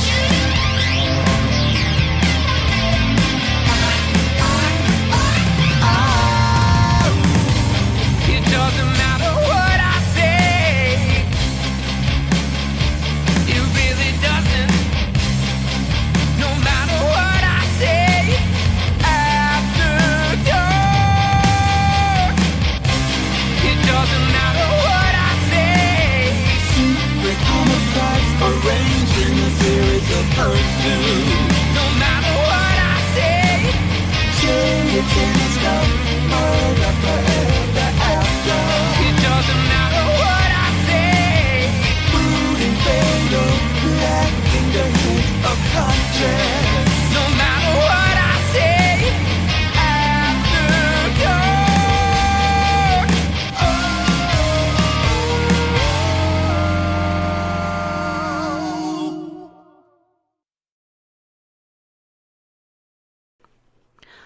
Welcome back, and thanks so much for joining us tonight on We Are Paradox Media's Late Night in the Rockies. Tonight is the Paradox Paranormal Forum, everybody. We have Mr. Robert White from Australia. We have our weekday host, SleepyDave Davenport from Arizona. We have Miss Mia Savage from Colorado and Mr. Rick Kirkby from the UK. You guys, welcome back, and thanks so much for hanging out with us tonight and being had. Hello. Thanks for supplying the rope. Hello, Clary. Supplying Good the rope. evening, Clary. Hello, Clarice. Can you hear the lambs? I actually watched that movie the other day, and I'm like, what a masterpiece. Like, it really is a great movie. Like, they don't make them like that anymore.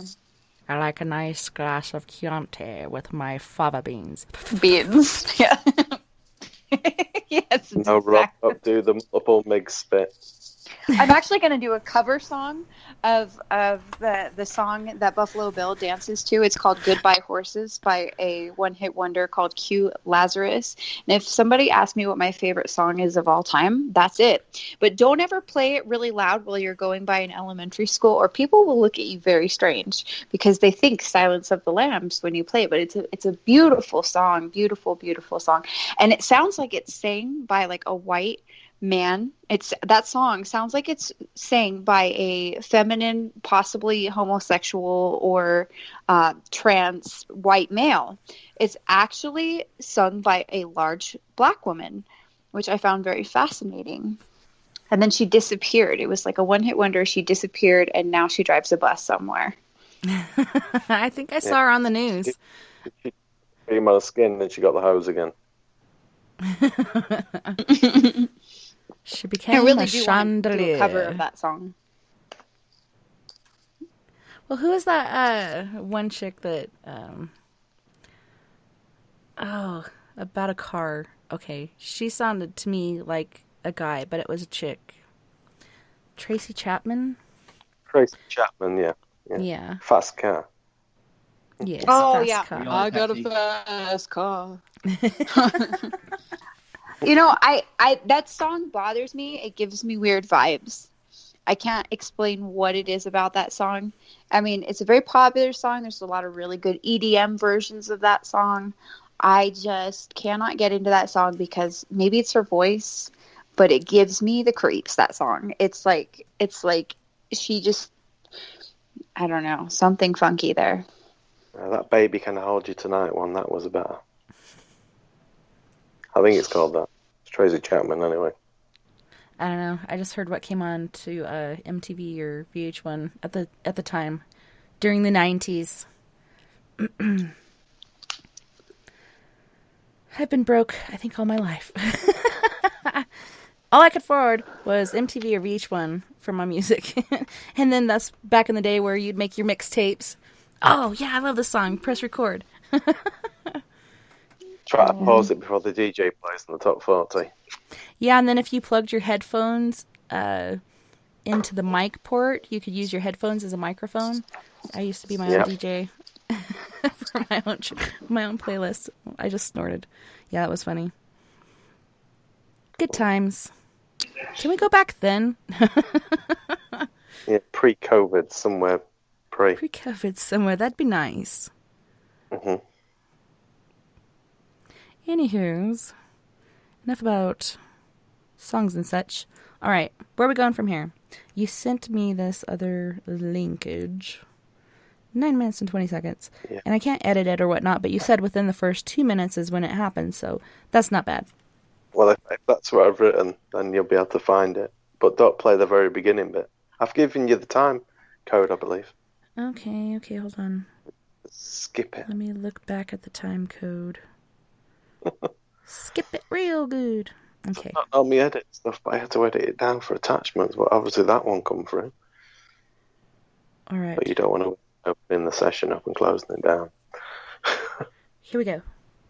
It's going to be after the first 2 seconds of this recording. Oh,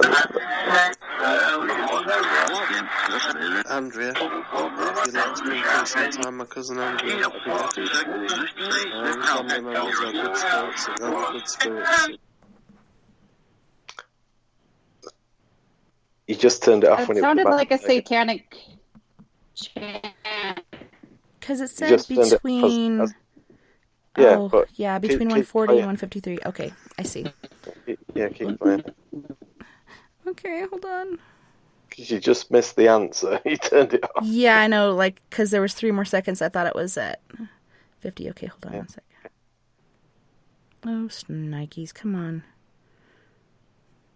Sometimes you can highlight the bit you want to play over again and loop it. Don't know what app you've got. It's my cell phone. That came through. Andrea, you'd like to increase some time my cousin Andrea at the Rockies. Family members are good spirits in Jesus' name.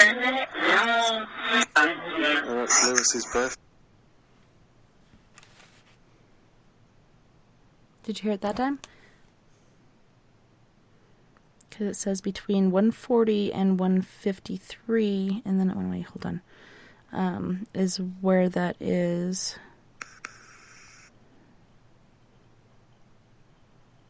I wish I could just do that portion. Hold on 1 second. Oh, snap.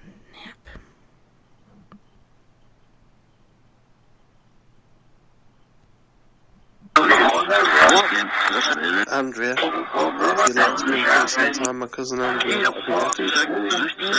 Family members are good spirits in Jesus' name. And that's Lewis's birthday today.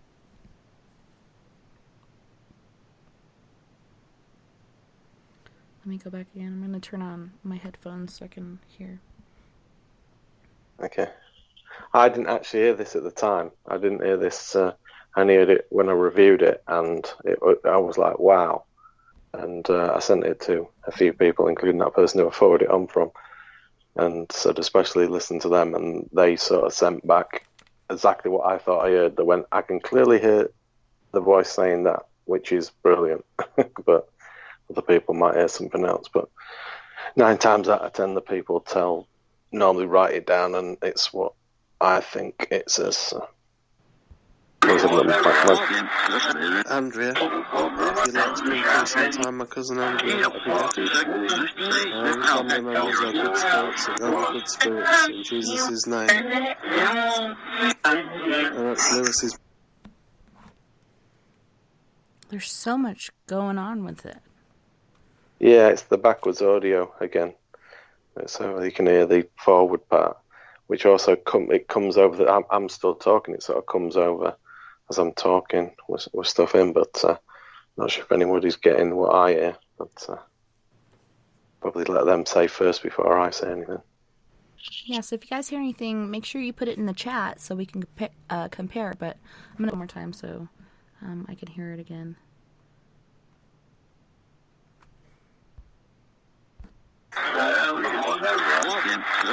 Andrea, if you'd like to come through sometime, my cousin Andrea, that'd be better. Family members are good spirits, and they're good spirits in Jesus' name. And that's Lewis's birthday. It's not human?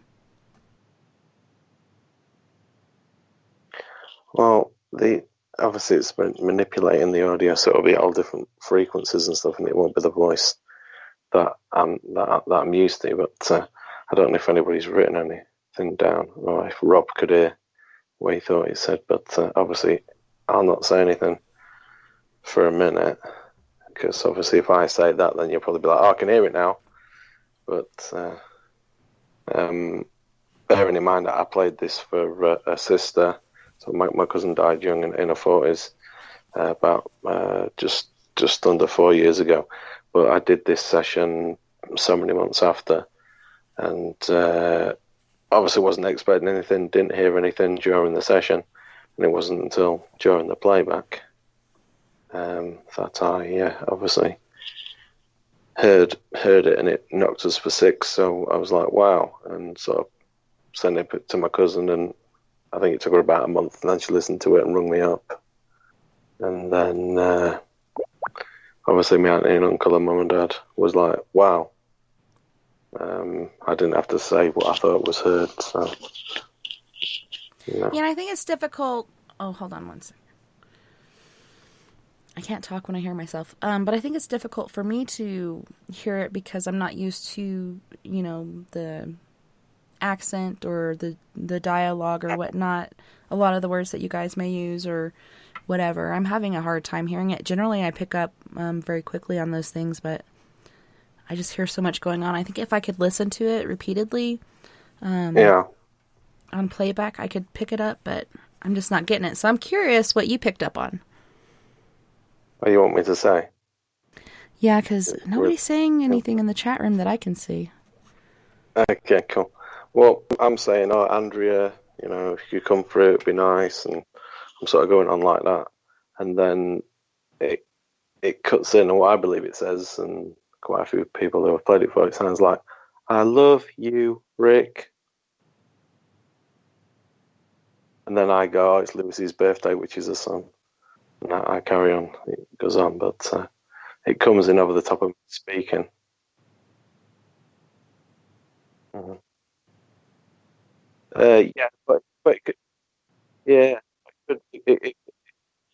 Can you manipulate it? Anything? It is more of a feminine tone. Comes in over the top. Like, I love you, Rick. Like that. Sorry, I couldn't hear what you said. I accidentally turned down my volume on my headphones. I could barely hear you. Okay, I said it is more of a feminine tone. It comes in, because I'm still talking, because I didn't hear it in real time, so I'm sort of talking, and it comes over the top as I love you, Rick. So it's like one tone and then up a little bit at the end, where it says my name. So. Okay, I'm going to listen.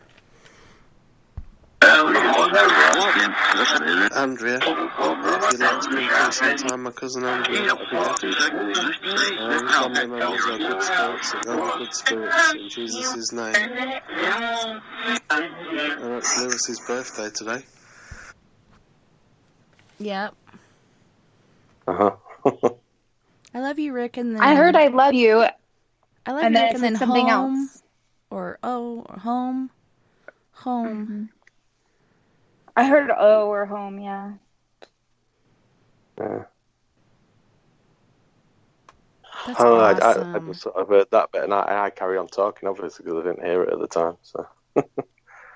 Yeah, because there is like so much going on there, but like you said, once you listen to it. Yeah. So I went through the whole thing, and I can't remember if there's anything more in there that I can remember. But you've got the whole audio, you can listen to it if you want. But so a few years back, and I just was playing it back, and I was like, whoa, back. Oh man. And I was just floored me. I thought, oh, brilliant! That's the first time a family member's come through. So if that's who it was, I guess it was. I don't see why. Anything else would do it. I don't know what the gain, but yeah, it was a pretty good one. And like I said, I normally just said to people, I'll listen to it, and my uncle started off with, he's like, can I listen to it without the headphones? I'm like, yes, I played it just on my tablet without the headphones on. And he was like, whoa, do it again. And I just said to him, write down a piece of paper, fold it over, and then when you've listened, and then there was all like that. And there was like, love you, Rick, I love you, Rick, or whatever. And I was like, yeah. So you're hearing what I hear, so I've not said anything. And so it was quite a nice thing. And my uncle was like, brilliant, that's good enough for me. And the reason I like recently, it's like more time in hand, so I'm starting to do a little bit more. And my uncle's brother, which I called Uncle John as well, he wasn't technically my uncle, this is my uncle's brother, but obviously known him since I was born, and my cousins was calling him uncle, so we just like, it's Uncle John, so it just went from there. He died just over a year ago, so my Uncle George was like, oh, have you done any more sessions? He said, if John comes through, and I said, oh, I'll give it a go. I says, but it might be really fluky, or I might not get anything at all from John, because I totally wasn't expecting anything from Andrea. But the reason I did it was because she's got 3 daughters and a son, and her son was saying that she was appearing in his room and saying, "Oh, don't be frightened. I'm just checking that you're all right." And I sort of played it down. So, "Oh, right, okay, oh, don't worry, and you'll be fine." This, that, and other. And I thought, well, if she's around, then she probably would do that if she could. So she probably is. So I might as well ask out.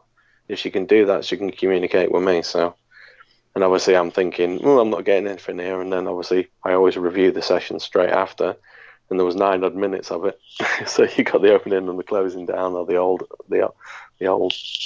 so it's slightly different now, but along the same lines. And obviously I was whatever minutes in, and I was like, wow. And then I just kept playing that bit for a bit. But I did review the rest of it, but I don't know where my notebook is, but I tend to sit there with a notebook and then note the timings of things, and then share it with other members of the Society for Psychical Research, of which one of them's a sound engineer. And then I just wait for the emails to come back with 2 minutes such and such. I think it says this, or I can make out this, that, and the other. And then I look on my notes and see if anything tallies up. I think the majority of the people put "love you, Rick," or "I love you, Rick," or words to that effect in there, and was quite impressed with that one. So yeah, but obviously that's the backwards audio method, and the other one was sweeping radio for the other stuff. But I don't know if you've got any more that I sent, but it's entirely up to you. Yeah, I have the first one you sent that has 3 different ones on there. The name 1, name 2, and LGDI. Okay. Well, I was trying to listen to them, but I couldn't hear over. Yeah. So, but I don't know which ones you played and which ones you didn't. Yeah, I'm not sure. I think I played one out of this first one, but I'm not certain. I think we went actually to the second one. I was going to play something from the first one, but we went to the second email. Okay. So I'll start with the name 1 and then go on later to the name 2 and then the LG. So we'll start I can't remember if that's the same one, and I've edited it just because I remember, I think there's a longer version.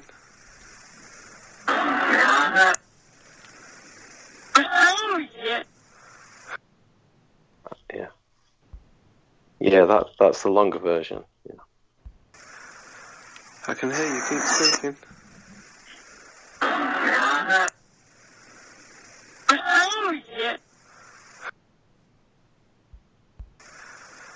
I can hear you. Keep speaking.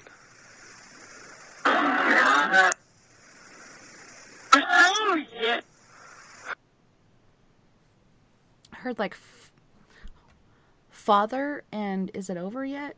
Let me try again. I can hear you. Keep speaking.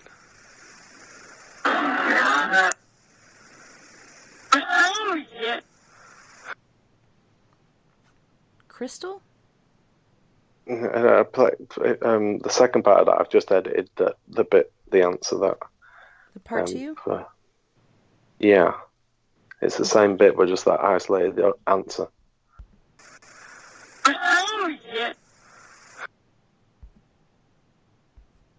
Oh yeah, or I told you. Crystalia? Crystal, yeah. Crystal, yeah. I heard oh yes, or I told you.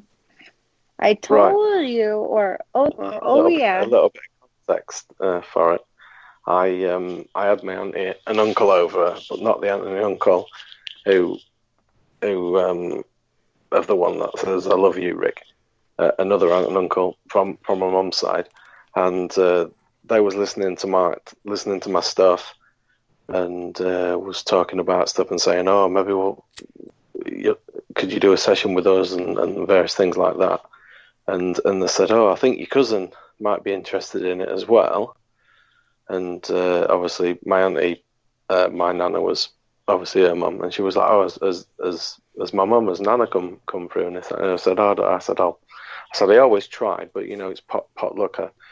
Like Dave says, the queue up, and sometimes I'll try and speak at once, and you try and get them filed in and whatever, and sometimes you get a load of stuff on top of each other. Sometimes you don't get anything much at all, or anything that's not concurrent with what's going on. So anyway, this particular session, I can't remember, was on the same day or the next day. I was doing a session. I was asking for my auntie, for my nana, on my auntie's behalf, and I was saying, "Oh, I might be doing a session with my aunt and uncle and my cousin," and I said this name, such and such, might be doing it as well. And then I thought I heard something, and that's when I think, "Oh yeah, I can hear you. Keep speaking or whatever I say." And then I believe it says, "Is Chloe there?" And that's my name of my cousin. Is Chloe there? And it sounds a bit like a Scottish accent. Not that my name was Scottish, but obviously it's using the backwards audio, so it's from all different accents and whispers and different things. So, and it sounds like is Chloe there? And then when obviously I played it for my auntie, she picked up on the name straight away, Chloe. So play it again. Oh yeah. Yeah, play it again. But now I've said it. Is Chloe there? I could hear that. Hold on.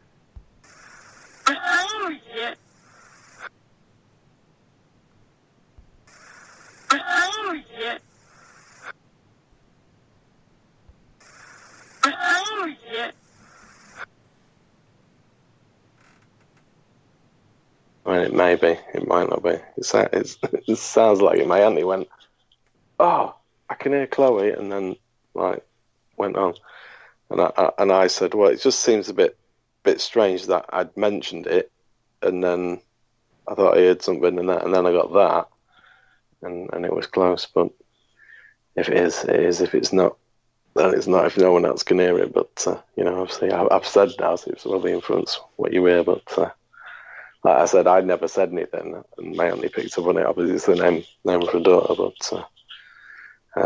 yeah, definitely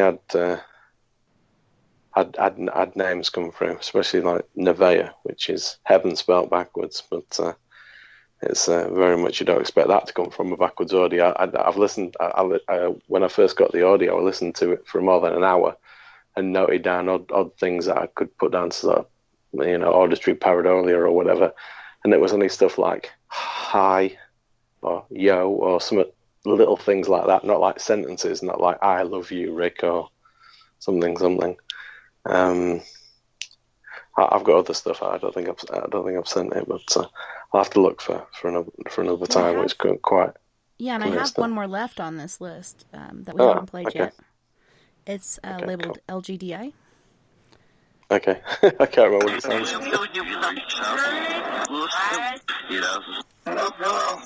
Hello?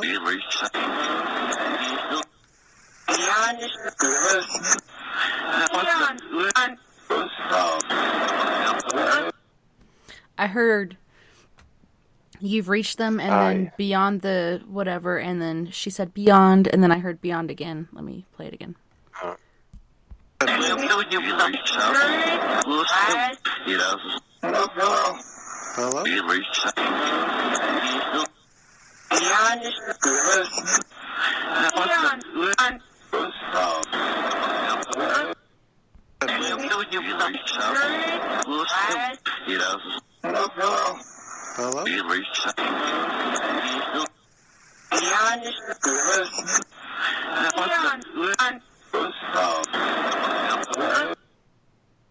One more time.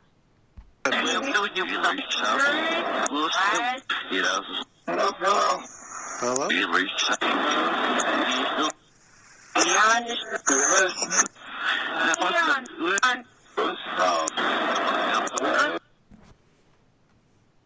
Yeah, I've heard you reach them twice. And he said you've reached them and beyond this world. Yeah, twice. You've reached them and Beyond, it said he has. Yeah, you reached them, he has. You've reached them beyond. Yeah. I heard beyond the script. Beyond twice. Beyond the strip. I heard beyond the world or beyond this world. And then I also heard I don't know at some point. I did hear it, I don't know. As the bits as I was listening to it now, so I'm thinking, I think I know the bits. What I thought was there. I thought I heard it's a little girl somewhere near the beginning, and then near the end, it sounds like my son's name, Dion. Dion. Yeah, beyond. Well, that sounds like beyond. Yeah, it said beyond, and then it said Dion, because beyond wasn't a full word. That second time it didn't seem. Yeah, Dion. Let's play it again. Hello?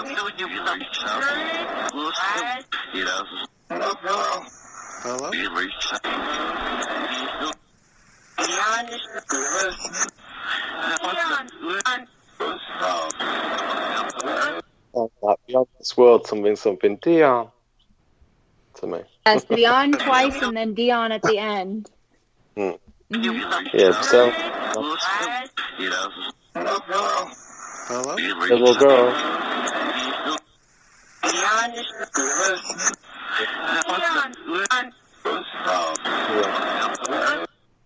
Could say John at the end as well.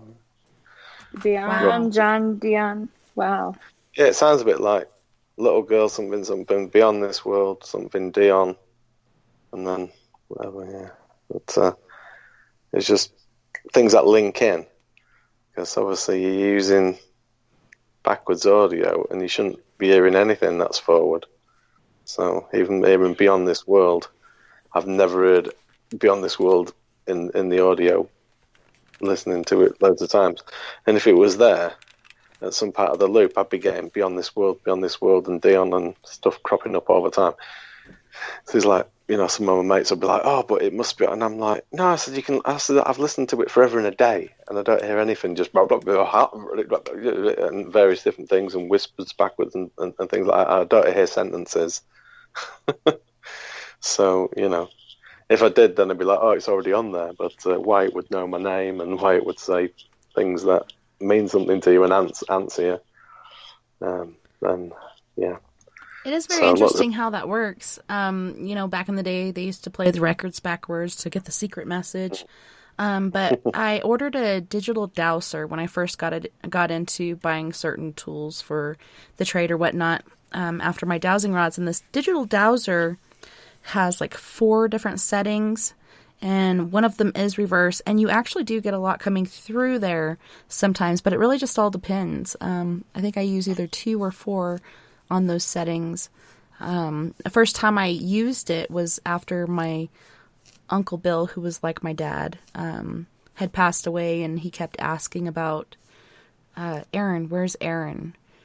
Because he had taken off after a thing that had happened at the hospital between him and the nursing staff, so he took off on his bike and got lost, which never happens, and he couldn't find his way back to the hospital, and then his dad ended up passing away, but it was really interesting that he came through. Aaron, where's Aaron? We got to find Aaron, and ever since then, he just keeps coming through that box. Like, I can't get anything else off of it except for that, so I'm wondering if there's a way to flash it or whatnot, but doing things backwards does work, and it's kind of weird. Like, how does it work on the other side? Is it easier to do it backwards? Because it could be like on Stranger Things, the upside down or something reverse, or it's pretty cool, the different techniques that are used. Yeah. I just went with the premise of it all sounds gobbledygook, and then when they manipulate it, you'll hear something that you recognise forwards, be it a word, or even better, a sentence. When you get a sentence, such as "I love you, Rick," is which I think it says quite a lot of people says that, it says that other people might not think, but quite a lot of people who I've played it to and not said what I thought I've heard have said it says that. Then it makes you wonder. I mean, how would backwards audio, even if it just said Rick? I mean, and I've done my own backwards audio. I've recorded it in reversed on my computer, then re-recorded it, so you can't accidentally knock it forward or make it go forward. It's just completely backwards, of me just talking, dog bark, various different things, doing the alphabet, Mary's a little lamb, and all the rest of it. It's playing backwards, and you'll do a session, and you'll get a couple of words strung together or answers to something you've said, and you think, and so, it was probably already in there. I said, no, it wasn't. If me doing the alphabet and Mary's a little lamb and recording a bit of TV audio and this, that, and the other is not going to say an answer to a question, so it must be manipulated somewhere, and it's not, they've conducted experiments over the years where they've put recording devices and things in Faraday cages. So they say, it might be stray radio and this and the other, just for EVP stuff. And they've still recorded voices and things. And they've said, well, it can't be stray radio signals because there's no radio signals are getting in there. And a lot of the sweeping radio stuff, I've only got the SPB7 and the 11, but a lot of the sweeping stuff I've recorded and then just used the recording of things.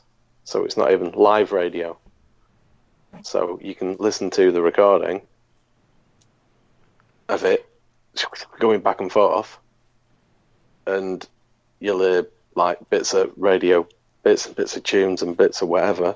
But then when you're doing a session and you're using the same audio, then you get that where it's an answer and it's whatever, but it's not on the original audio.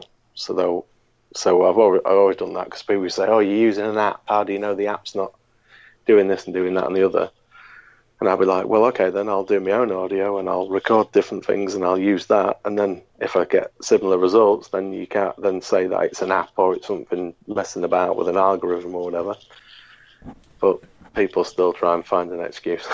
So, Well, yeah, I've heard that with the apps. Like, how do you know there's not a bank of words and it's listening to what you're saying and then playing certain words due to your conversation, so on and so forth. And I've never had that because using these apps, I've only had a couple times with success. Most generally, like you said, it's just gibberish that you have coming through and nothing really makes sense. It's just different random words that don't really add up. And it could be a number of spirits trying to come through at the same time, or it could be something else. But, I mean, if it were to work like that, wouldn't it work every time to make you be like, oh, man, this works every time. This is great. I mean, if you got the app and you just played the whatever sound banks, or you recorded them on your computer and then used that, and your computer wouldn't have no algorithm in it, it'd just have that sound to work with, and you still get results. So, but some people, even if it was to say their name, they'd probably be like, oh, well, you've doctored it somehow, or so. You'd be like, okay, fair enough. But yeah, I've got quite a few. Yeah, they're awesome so far. Very interesting and entertaining. Robert, Sleepy Mia, did you guys have anything you wanted to add to that conversation? No, I enjoyed listening. I've just been listening, and Melody wanted some cinnamon rolls, so let me making those. So while I'm hanging out with you guys. I wanted to add that people can hear different frequencies. Oh, go ahead, Robert. I'm sorry. I was just about to say that, no, you covered pretty much everything, like the backwards music that they used to play as well. And because I like the version of, I think it's Another One Bites the Dust, played backwards. It says start to smoke marijuana or something like that. So, yeah, it's I played that myself. I did some backmasking of that way back when. So I know it's real. That can happen. So if you can do that for ghosts, then maybe they're talking backwards all the time. You never know. Mia, go ahead. So about backmasking, I've heard a couple of Rihanna songs that say some really creepy things, and there's a lot of conspiracy theorists out there. And I mean, I don't know, some of it is pretty clear. Others, I'm like, you guys are smoking crack, obviously, because I don't hear it.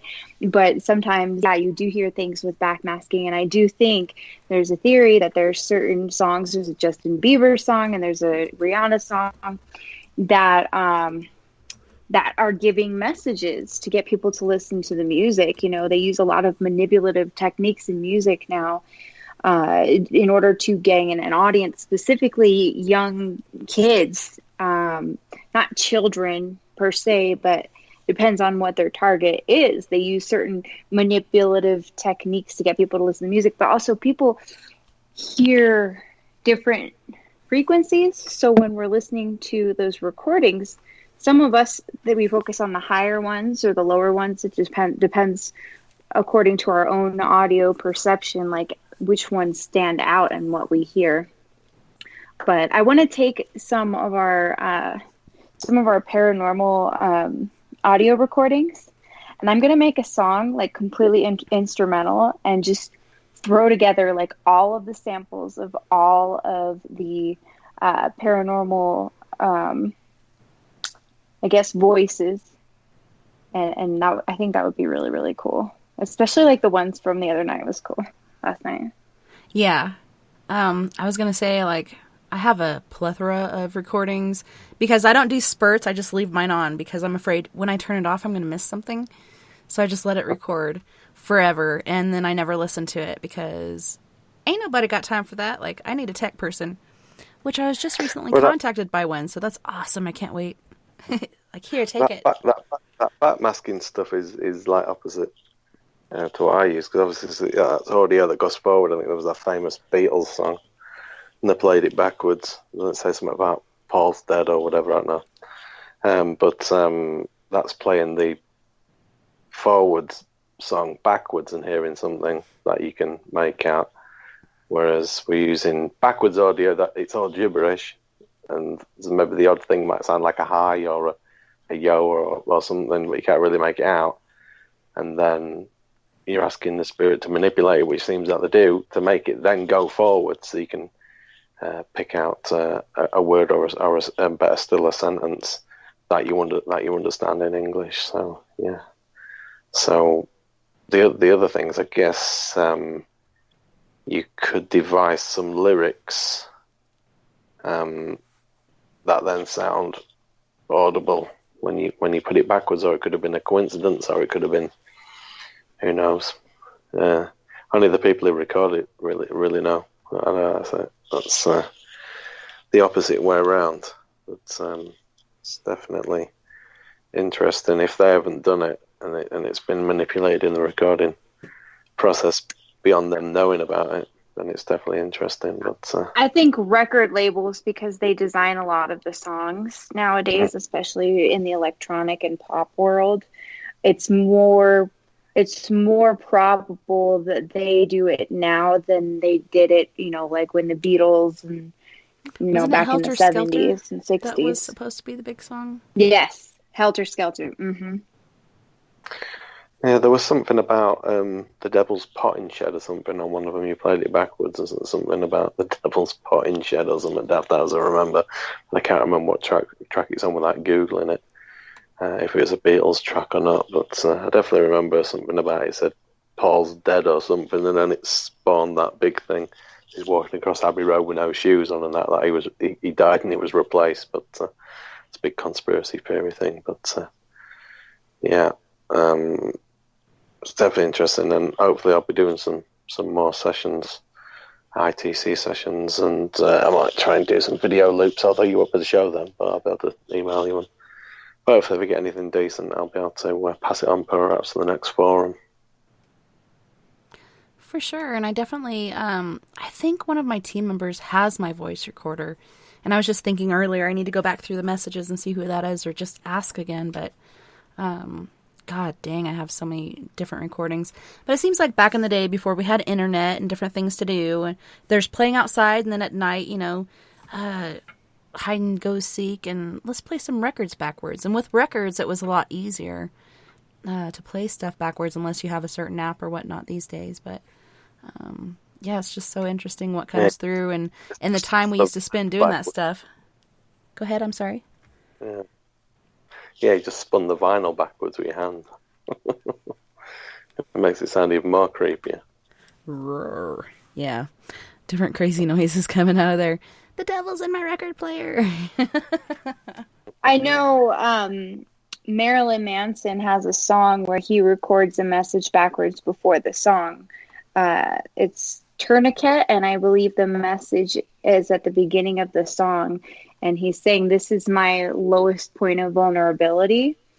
But since probably he doesn't want that to be, the message before the song, and they decided to put it backwards in order to cover up the emotion, Yeah, Gnome Drew and his trucking gnome said, play Judas Priest backwards.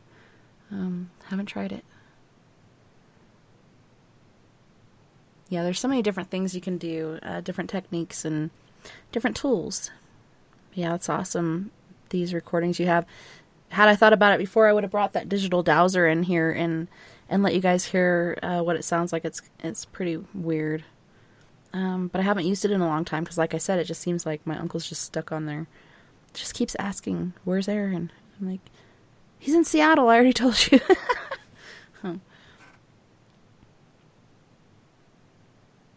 Otherwise, I don't know.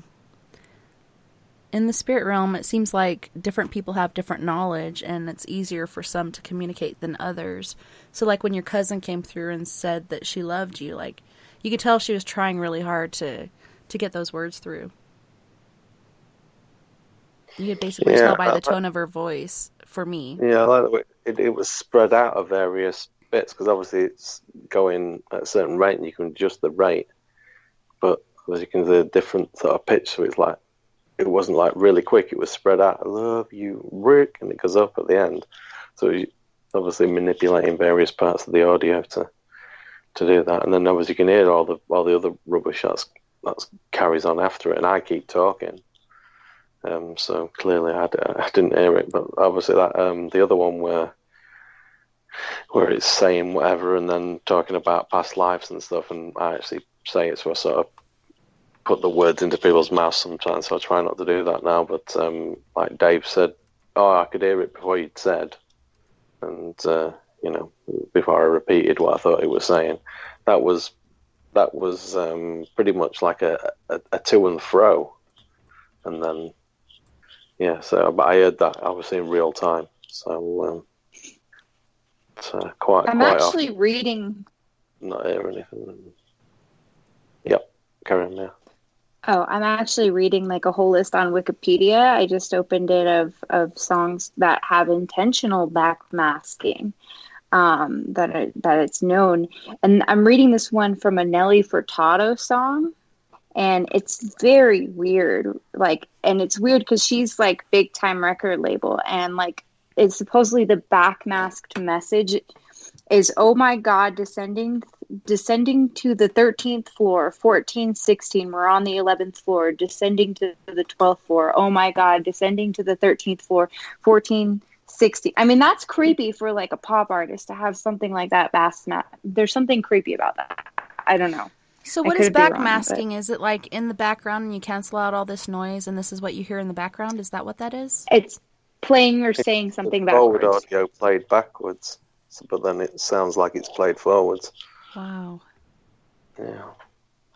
It's just playing a song or on YouTube. There's loads of them, the Beatles ones and all the rest of it, and obviously they're putting down what you think it says, but a lot of them do sound like a demonic voice saying whatever you think it's saying. But like I said, if the original ones was put in there for someone accidentally to find, or it was manipulated, or what, and like some of the new ones, they're putting them in there just to mess with people in case they happen to put it on the computer and play it backwards. I don't know. So I assume that's the only way you can play a CD backwards, unless you perhaps hold down the rewind. I think some of them used to be able to hold the rewind and hear it. It probably got too quick. But, if there's one you have to check out, it's Justin Bieber's "Baby, Baby, Baby" backwards on YouTube. That is freaky. I'm just saying. I remember what I used to do when I was younger. Is I used to record things forward, play it backwards, and then note down on a notepad what it sounded like, and then say it backwards, and then play it forwards. That's quite fun. Yeah. Now I'm lost. No, I'm just kidding. But yeah, back in the day we had to do it ourselves, but now it's on YouTube. Like, you could just go look it up. And a lot of times, like you were saying, Rick, they'll type it out or say beforehand what they think they heard, and then you already have that in your head, and you're like, oh yeah, that's what it says, instead of having your own interpretation of it. Mm-hmm. Yeah, it's better not to look at what, if they don't put it up, if they've written it in the comments or the bit underneath and you don't read it, and you listen to it a few times, and then have a look, and then you can say, that's totally what I heard, or that is what I heard, or but a lot of that backmasking stuff tends to sound exactly, you can listen to it and say, oh, it's saying this, and you can normally hear it quite clearly, but obviously it's different to what I do, because I use the backwards audio. It sounds like nothing at all, really. Just backwards gibberish, and then obviously you get something that makes sense and fits with. I've got other ones that I don't know where they are. They're on my other tablet. I don't think they're saved on email that I could have sent, but clearly I ask particular questions and get answers. So so they say, well, why would backwards audio all of a sudden go forwards and answer a question what I've asked? Literally not skate round anything, not just come out with a name or something, but literally answer a question that I've asked. And people are like, and they start coming up with all this whatever, and I'll say, yeah, but I can record that audio and it'll be playing on my computer, so it's got nothing else attached to it. It's just a recording of some audio, and I can still get the same sort of response. So, but obviously people who know me and good friends and that, they tend to be like, oh yeah, I can. Whether if they don't believe it, they'll say, oh, I don't believe that you've manipulated it anyway, because I know that you won't do that, but I think it's probably something else, and it's not really that. Then I'll be like, okay, fair enough. backwards audio has somehow gone forwards and answered the question, but it's nothing to do with the paranormal or anything. It's just one of those things. But yeah. Well, you guys, I had a really good time hanging out with you guys tonight, and thank you so much, Rick, for providing the EVPs and the voice recordings. Sorry I didn't get it before. That way I could have downloaded it and we could have all listened together. But for me, it was quite clear. Like, could you guys hear it really good? And you were able to hear it clearly? Yes, very nice. Well, thank you guys so much again. Miss Mia Savage, Mr. Rick Kirkby, Mr. Robert White, and Mr. SleepyDave Davenport. So much for being on Late Night in the Rockies with me tonight and hanging out and doing it monthly. I was able to entice Mr. Kirkby to come this time. Just kidding. I'm glad you're feeling better. I feel so much better that you're feeling better because that stuff. I'll try and get up more often and share. My favorite monthly cycle. Right? Without any negative side effects. I never thought there'd be such a thing. Thank you for sharing that with me. Yep. And thank you to all of our friends on We Are Paradox Media's Facebook, Spreaker, Twitter, Periscope, iHeartRadio, and wherever else you may be listening beyond the Omniverse tonight. I had a wonderful time, and I can't talk right now, but and I can't wait to do it again tomorrow night. Tomorrow night we have Death Stalkers Paranormal on. We have Miss Shannon, Lynette, John, and I can't remember her name. But awesome crew. Can't wait to have them on. You guys don't forget, we are all in this together, even though it seems like we're pretty torn apart right now. We all need to come together, work together, and set aside our colors, differences, so on and so forth. Freaking political parties for sure. But we're all in this together, and together we can make the world a little better. We ain't gonna let the man get us down, and together we are Paradox Media, because without you, there is no us. If you guys would like to join us on the Skype after party, look me up at tessa.n.thomas30 or give me a jingle at 970-335-9596. Until next time, you guys, nighty night, love and light. Take care of my yous, and I'll see you on the flip side.